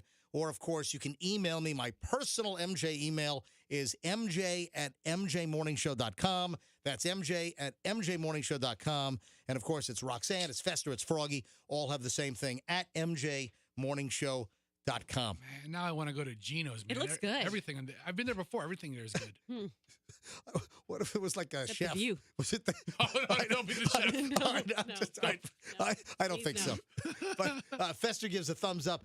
Look, Gino's has a nice 4.5 on Google. Yeah. That's a good score. 4.5 with 1,056 Google reviews. So looks like, was that a chicken parm I just saw? They got everything. With some gnocchi or? Gnocchi. I say gnocchi. Oh, really? Yeah. You want to? Hey, Fester, go to the talking dick. Potato. Roxanne just tried to correct me. I say gnocchi. She says gnocchi. Go to M-W. Let's see if they've got the talking dictionary. Hold on, where's the dash? -w.com. Yeah. So type in gnocchi. G-N-O. You're Italian. You should know how to spell it. G-N-O-C-C-I. That's gnocchi. With an H. No, there's an H in there, isn't there? No? Yep, there's an H. Oh, is there? my bad. So an H at the end. Hold on. All right, hang on a sec. G-N-O-C-C-H-I. You're correct. All right. So let me hear the talking dictionary and go. Gnocchi. Okay. Gnocchi. Hang on. Gnocchi. Okay. Gnocchi. That's one. Now here. Gnocchi. Gnocchi. I'm thinking I'm right here, Rox. Well, guess what? I know how to say it. You know how to spell it. Gnocchi. All right. Whoever We're a great spelled pair. it dealt it. Gnocchi. Gnocchi. Between the two of you, you can work in an Italian Gnocchi. place. Gnocchi. And be right half the time. Hey, Coop, what is the Beasley Bear butt crack policy on our websites? I'll probably get an email later. Put it up. Put it up. It's going up. All right, but you think you might have to blur the butt? Yes. There's a little part you might have to blur. There's a little bit extra. Little extra All right, that so, nobody really needs to see. All right, but I think we're fine with the cheeks. But if they can air naked and afraid on TV, yeah, really. Come on. All right, so how many minutes before it's up on the website? Give me 2 more. All right, 2 more minutes. The naked guy passed out on the hood of his car behind Gino's Italian restaurant in Tampa. We'll have the pictures, and you're going to get the wide shot and then do a zoomed in. Is that what you're going to do? That's what I'm working on now. Yeah. All right, very. So we'll have a gallery of bear butt in minutes. Speaking of on MJMorningShow.com. Speaking of nearly bare butts, I've got a good nearly bare butt story for you about the bikini barista. Oh yeah. All right, I tell you what. You said there was some sensitive information here. Are you going to be able is to? There? Yes. There's some sensitive stuff. Are you going to be able to? I don't want to do anything that's tasteless on the show because never want to do that. We don't do that. No. I mean, we just talked about a guy who passed out drunk over the hood of his car with his pants down. Well, but we don't want to talk about tasteless things. So, all right, you tell your. Then I also have this restaurant banning customers with these items. Okay. They've got a sign on the door. This restaurant says they got a dress code policy. Hang on. And some of these things, really? Hold on. Get to that in a second. All right, so you're fascinated. This is at what, Oregon or Washington State, or where is this? Yes, it's out west. It's this woman, Grace Morris. She works So where was as a it? Is bikini barista. Is it because I just know her TikTok address. I don't know the location of her store. Because these are big up like in Portland and Washington Yes. State, where they have these one-off, coffee huts. And this became popular, I think maybe like 15, 20 years ago as a gimmick. So the baristas would wear like skimpy bikinis inside. Like thong bikinis or just string bikinis. tea bags or tea something. bags. All right, so what's the story here? So this woman, her name is Grace Morris, and she's got, a million TikTok followers. And so she is talking about how she works at one of these places. She wears her cute little sexy outfit with the lace and the lingerie, and she gets some crazy requests from her customers. Oh, man. Fester just brought up her picture. Yeah, so look at what she's wearing. She's attractive. I think she's wearing what is that top called that she's that's wearing? Like a lacy frilly. It's not really a corset. But It's like a lacy frilly, flouncy- like a quarter sized. It's just covering It's not. It's smaller than midriff. Yeah, it doesn't even go to a obviously. midriff. No. And then her, you can see her whole butt because I think she's just got a thong on. She's got a thong bikini on, so she's making coffee inside this Washington State coffee hut. So it is Washington State. It's a roadside coffee hut. So what's the problem here? So her customers ask her to do crazy things. So these are what, creepy guys? Yes. So And- creepy guys pulling up to get coffee from the bikini-clad babe. Yes, And guys are asking for creepy things? 3 things in particular. I'm going to save the creepiest for last. So the first thing they ask her to do is they'll be like, say, Fester, I'm making you this latte here. And then you would be like, oh, do you mind taking a sip of it first? And they want her mouth on their coffee? Exactly. And she thought at first it was like, what do you think, I'm poisoning you? No, they just want her to be like, I want a little bit of your spit. Oh, yeah, oh, Roxanne, did you? Wait a minute. Coop, did you just get Roxanne on video doing that? Did you delete that? Did you just get that? Coop, what? Did you? He's working on the pictures. It was terrible. Did you just get Roxanne on video on what she just did? No, I have no idea what she did. Oh, we can get it in post. Do we have Don't it? worry. I don't know. I have to look back at it. It was bad. It was bad. I want to undo Roxanne that. just ran her tongue all around the rim of her coffee cup. Do that again. Yeah, you're gonna have to do it again. Do that again on my coffee cup, Roxanne. Let's act it out again. Here you Okay, go. sir, here's your latte. Hey, just take this cup I have here in my car and lick on Oh, it. no, don't do festive. Do your cup. Do your cup again. Hey, Coop, can you bring up? It's on Roxanne All right, now. Roxanne, Yeah. go do what Oh, you the just pressure's did. on. Oh, sir, you want me to take a little sip of this first? Oh. Oh God. That's what. That's a joke, That's what guys. you missed That's the first funny. time. All right, this All one right. next. It's for comedy. Roxanne, It's for comedic purposes. Do you realize that we stream the show live? The show is cover to cover. Don't lick Fester's cup. My God. That would be All right, tipping you. So our show, if you go to MJMorningshow.com and you click on MJ TV, The show, we stream it live every single day from 6 a.m. to 10 a.m., the whole show. Yes. You can watch us live in the studio. And Coop changes the cameras around, but was doing the bare butt Yeah. picture and was not working We the had to cameras. recreate that Was it just special stuck? moment. Was it just stuck on me? Was that it? Yeah. All right. All right, So we got your reaction, which might have been better. All right. So the first thing is she wants. Guys want her to take a sip out of their coffee before they drink it. Exactly. So they get her Man, germs that's and her creepy. saliva. That's creepy. So the second thing is she says dads will come in there of like kids who she went to school with, married dads, and they'll be like, hey, so can I get your number? Can I take you out? Whoa, and wait a minute. And this blonde barista, she went to school with some of the daughters of the dads that are coming in to try, and they're trying to pick her up? They're trying to pick her up. And then this is a crazy one. Is this the last one? No, actually, I have 4. Okay, so 2 more. A 16-year-old approached the coffee stand inquiring whether or not she would do a devil's dance for him. Do you know what a devil's dance is? I did not. No, what is that? It's when and he was going to give her $20 to do it when she takes his virginity. What? Yeah. A 16-year-old going to the coffee lady in the booth? Yes. In the bikini? Yes. And so the last. All right, now you warned me about this one, right? Yeah, I warned you about this All one. right, Trying to be delicate. All right, should we just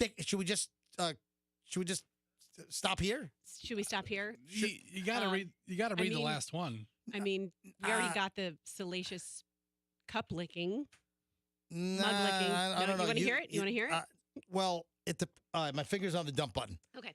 Well, I'm just going to tell you what they ask for, and then I'm going to let you use your imagination. What are they asking for? They ask for a flavored straw.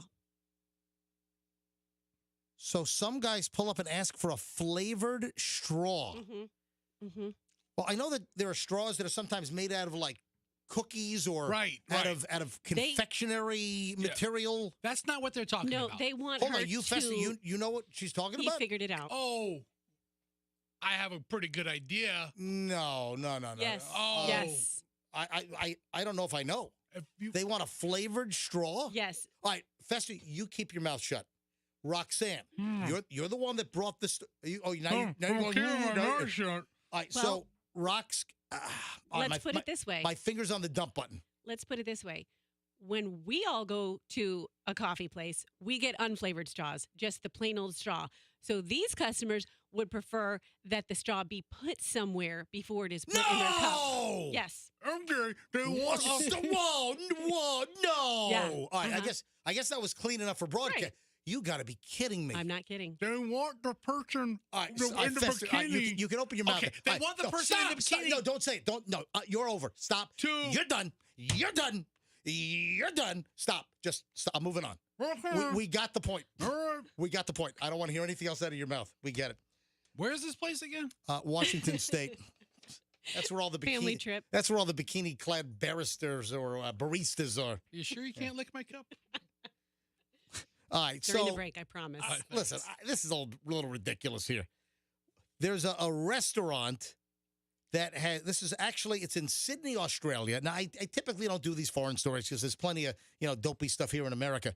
But a restaurant in Sydney, the big city of Sydney, Australia, they're now banning customers from. They've got a big sign on the front door of the restaurant: dress code policy, no visible tattoos, no designer labeled apparel, no heavy jewelry.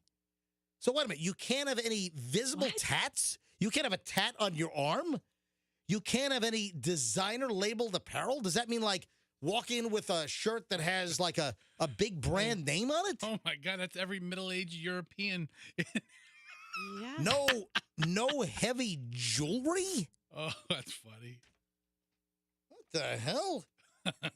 It's no fun. You know exactly the guy who does this, so the person that looks like this.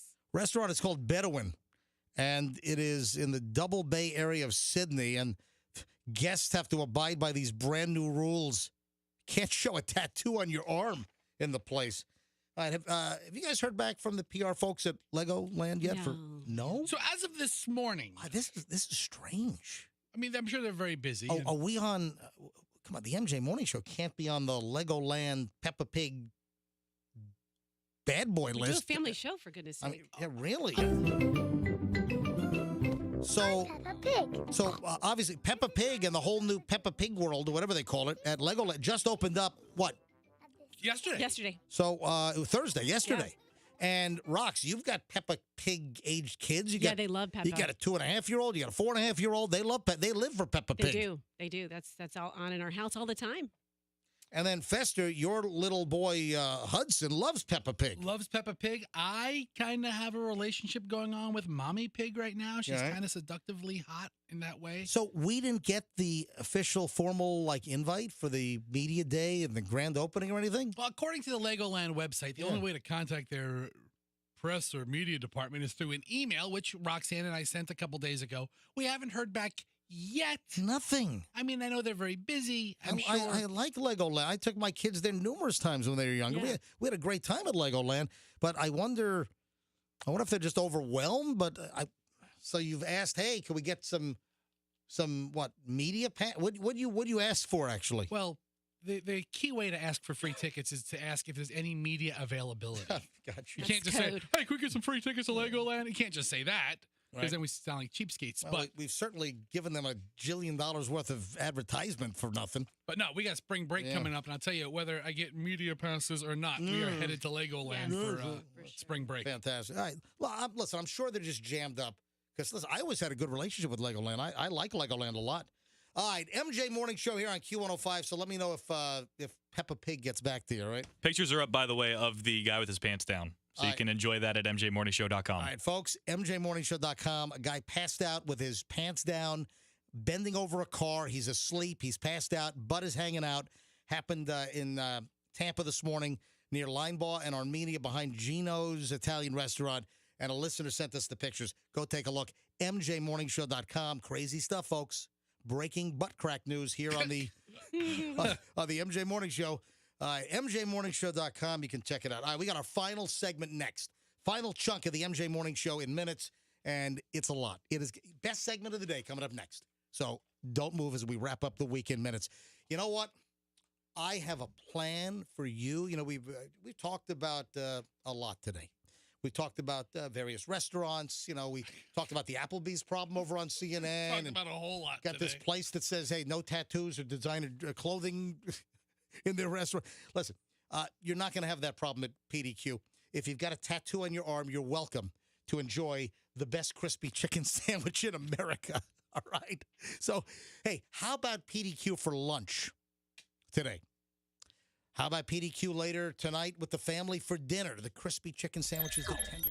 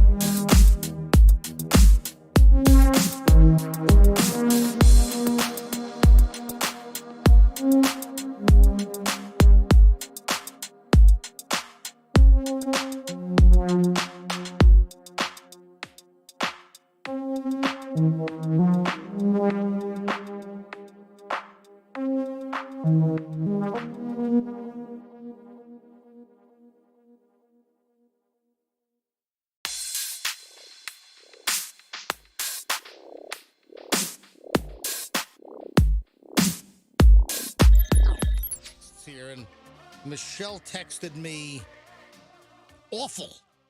So my wife texted me just the word awful. I don't know what was awful. All right, it came in.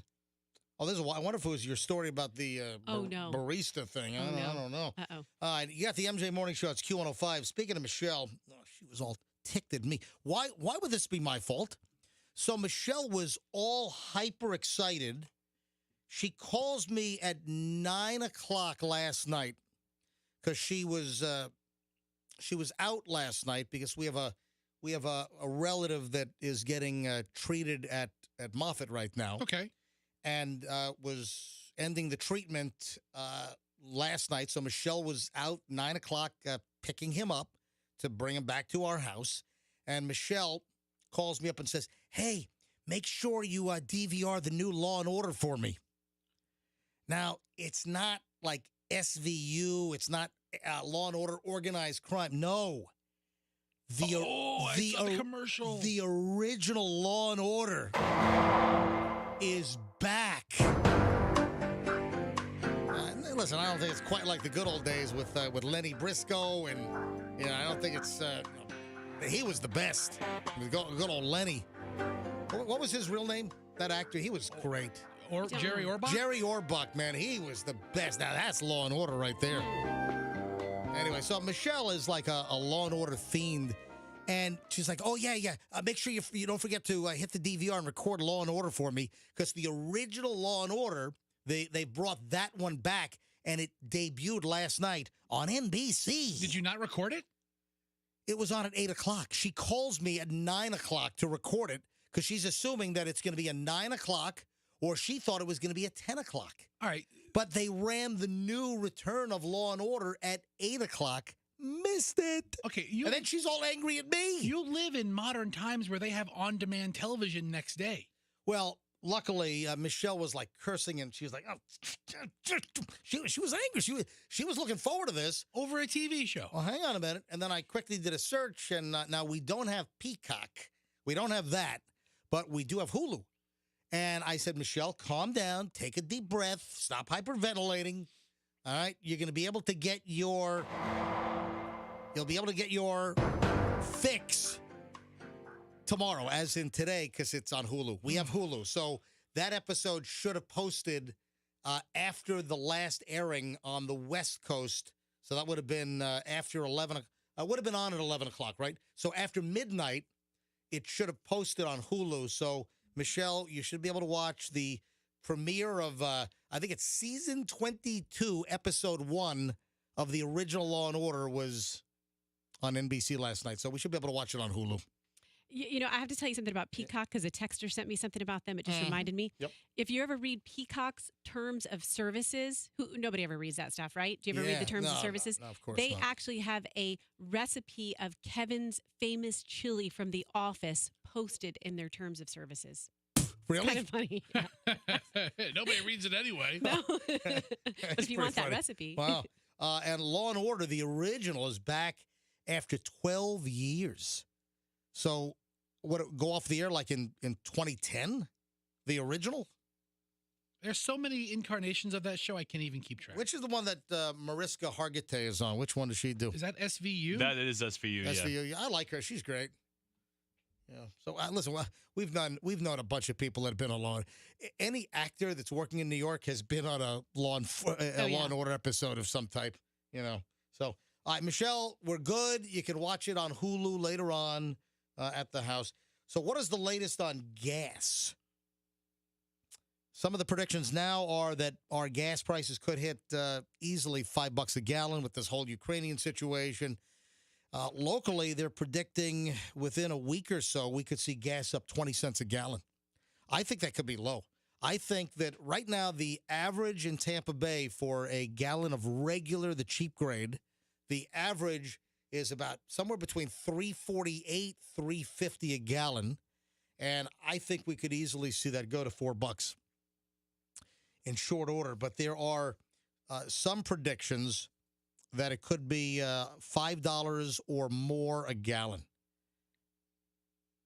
And that would be because oil could go up 20, 40, $60 a barrel. That's that Dahan guy, the gas buddy guy, Patrick Dahan. Yeah.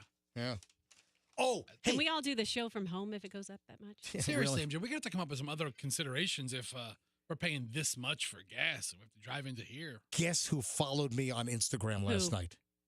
So I'm going through my Instagram feed because I like to respond and like when people take time to make a comment, I like to like it, or if they ask a question, respond back. And again, folks, if you're not following my Instagram, give it a follow just like Blank did. Hold on, I'll tell you in a second.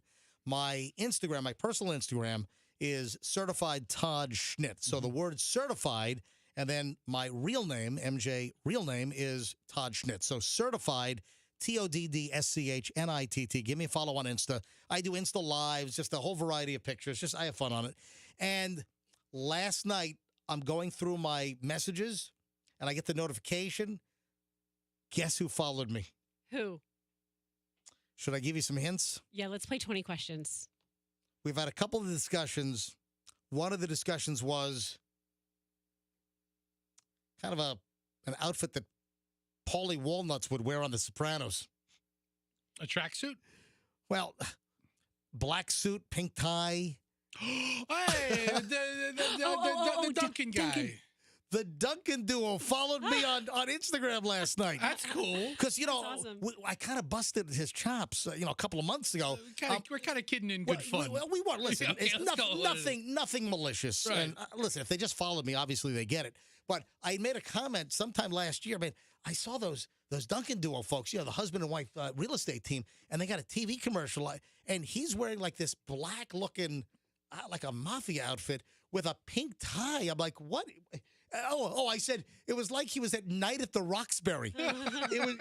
That's so I'm joking around. I'm like, yeah, who picked this outfit on? Yeah, who picked this out? Black suit, pink tie. Come on, it's looking a little.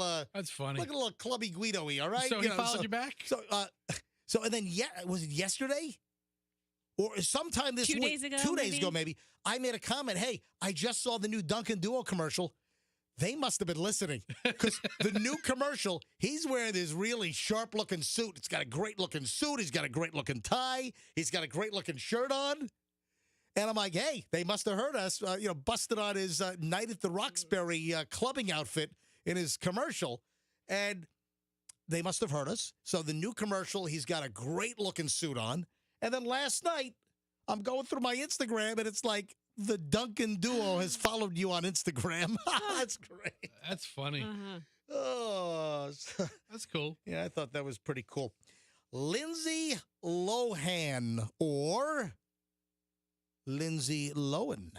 What is the proper way to say Lindsay Lohan's name?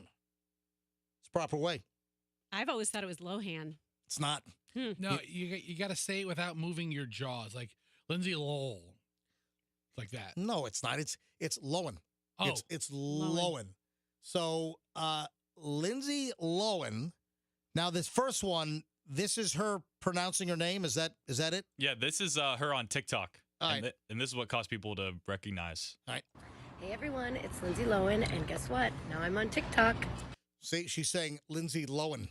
It is. And didn't you find an old little, like, I don't know why we have this, but it's like a Lindsay Lohan liner. Yeah. Lohan, sorry. I think this might have been on my hard drive. Yeah, I think that's where I got it from. Because I got a lot of celebrity greetings. So this is old. We had this for years and years and years on the old MJ Morning Show. Go ahead and hit it. Go. Hey, this is Lindsay Lohan, and I'm wishing you a happy holiday. See, look at that. Even that. Lindsay. I always knew it was Lindsay Lohan. So I don't know why it's some suddenly big revelation that now she's on TikTok and now it's an epiphany and people are, oh my God, it's Lindsay Lohan? It's not Lindsay Lohan. Coop is one of these people. I was one of them. I mean, there's a couple celebrities in just recent years that have said people have been saying their names wrong. Like Anne Hathaway, I guess she wanted to go by Annie Hathaway. Yeah, but that's not saying a name wrong. This is a different name. Okay, Fandy Newton. Who? Fandy Newton. She was on Westworld. Oh, is that a lisp? Is it Is it Sandy or Fandy? No, It's Fandy. What? It's Fandy. It's Fandy. It's Fandy. T-H-A-N-D-Y? Yeah. It's Fandy. But she said her real name. It's the MJ Morning Show. Hey, it's the MJ Morning Show. Yes, it's Fandy. It's the MJ Morning Show, and we're talking about Fandy. But she said that her real pronunciation for her name is Tandiwe or By the something. way, it would be pronunciation, not pronunciation. Oh. So can I get you to pronounce It's that? not pronunciation? No, it's You're pronunciation. screwing everything up. I've always said That's not an pronunciation. No, it's I'd like to pronunciation. make an announcement about my lack of pronunciation. Did you see this? Did you see this Kim Kardashian lookalike that Kanye is now hanging out with? That's like so Oh, stalking your my ex, God, dating someone who looks just like her. This is creepy. So the latest now is Kanye West has been spotted with this Kim Kardashian lookalike down in Miami. Her name is Cheney Jones. I don't know what the hell her deal is, but everything about her, she's trying to look like Kim Kardashian. It is scary. It is weird is what it is. So this girl was trying to emulate her, and now she's landed her ex-husband. So she is living her dream. But she even has like the humongous hips, Yeah. She's got like a skinnier waist, and it's almost like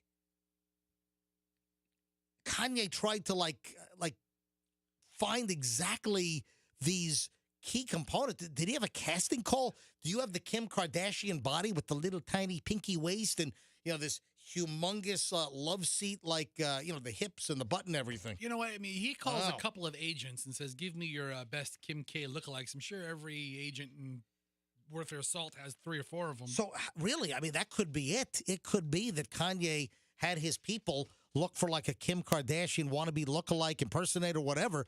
But it is creepy. Hey, Coop, can you get this link up at mjmorningshow.com? Yep, going up right now. All right, so it's a TMZ deal. So we'll get that up as well. Oh, by the way, the fire is finally dying out. You know that cargo ship out in the Atlantic filled with Porsches? I think some Audis were on there, Volkswagens. Did you say there were 200 Bentleys? Bentleys were on there, Lamborghinis were on there, and the ship is a total loss. And it was how many cars? Like 1,200 cars, I think.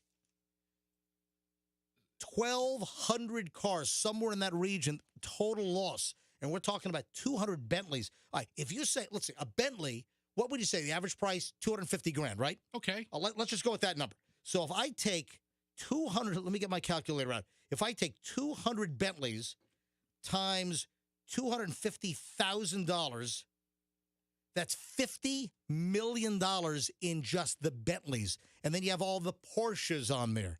I think there were some Audi Lamborghinis on there. And this huge cargo car carrier ship caught on fire.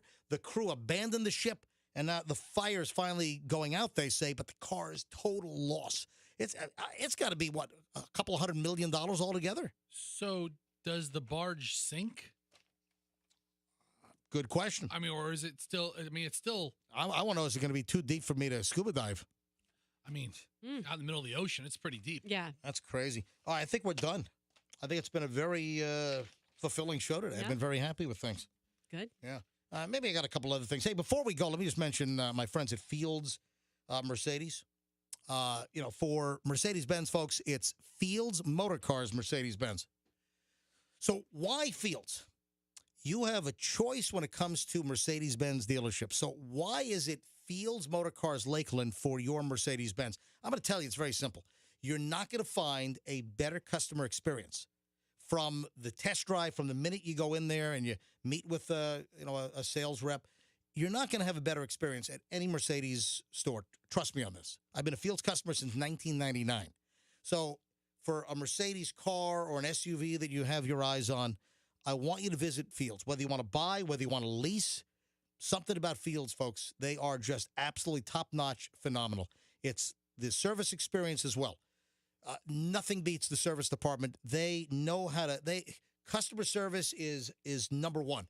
You need an oil change, you need any service on your Mercedes from Fields, they send a valet to your home or your business. They pick up your car, they leave you a Mercedes loaner, and then they bring it back. How does it get more convenient than that? It doesn't. So for Mercedes-Benz, folks, you have choices, and make sure it's Fields Motor Cars from Mercedes-Benz.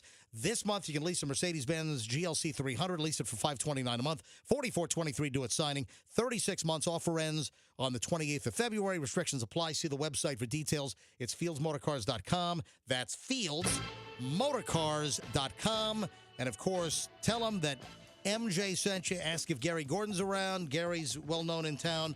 And he knows how to run a store, man. I'm telling you right now. So for Mercedes-Benz, Fields Motor Cars in Lakeland for Mercedes-Benz. All right, what are you laughing at?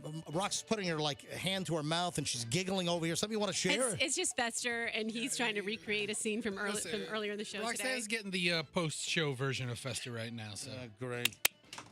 Hey, website is loaded. The naked guy with his butt hanging out, bent over a car, passed out in Tampa.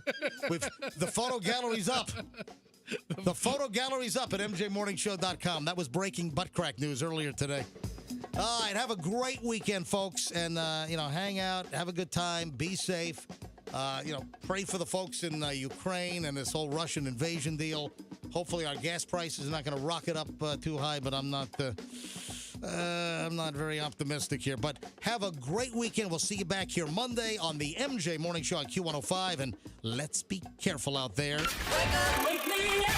Good morning. Hear the latest MJ Morning Show podcast.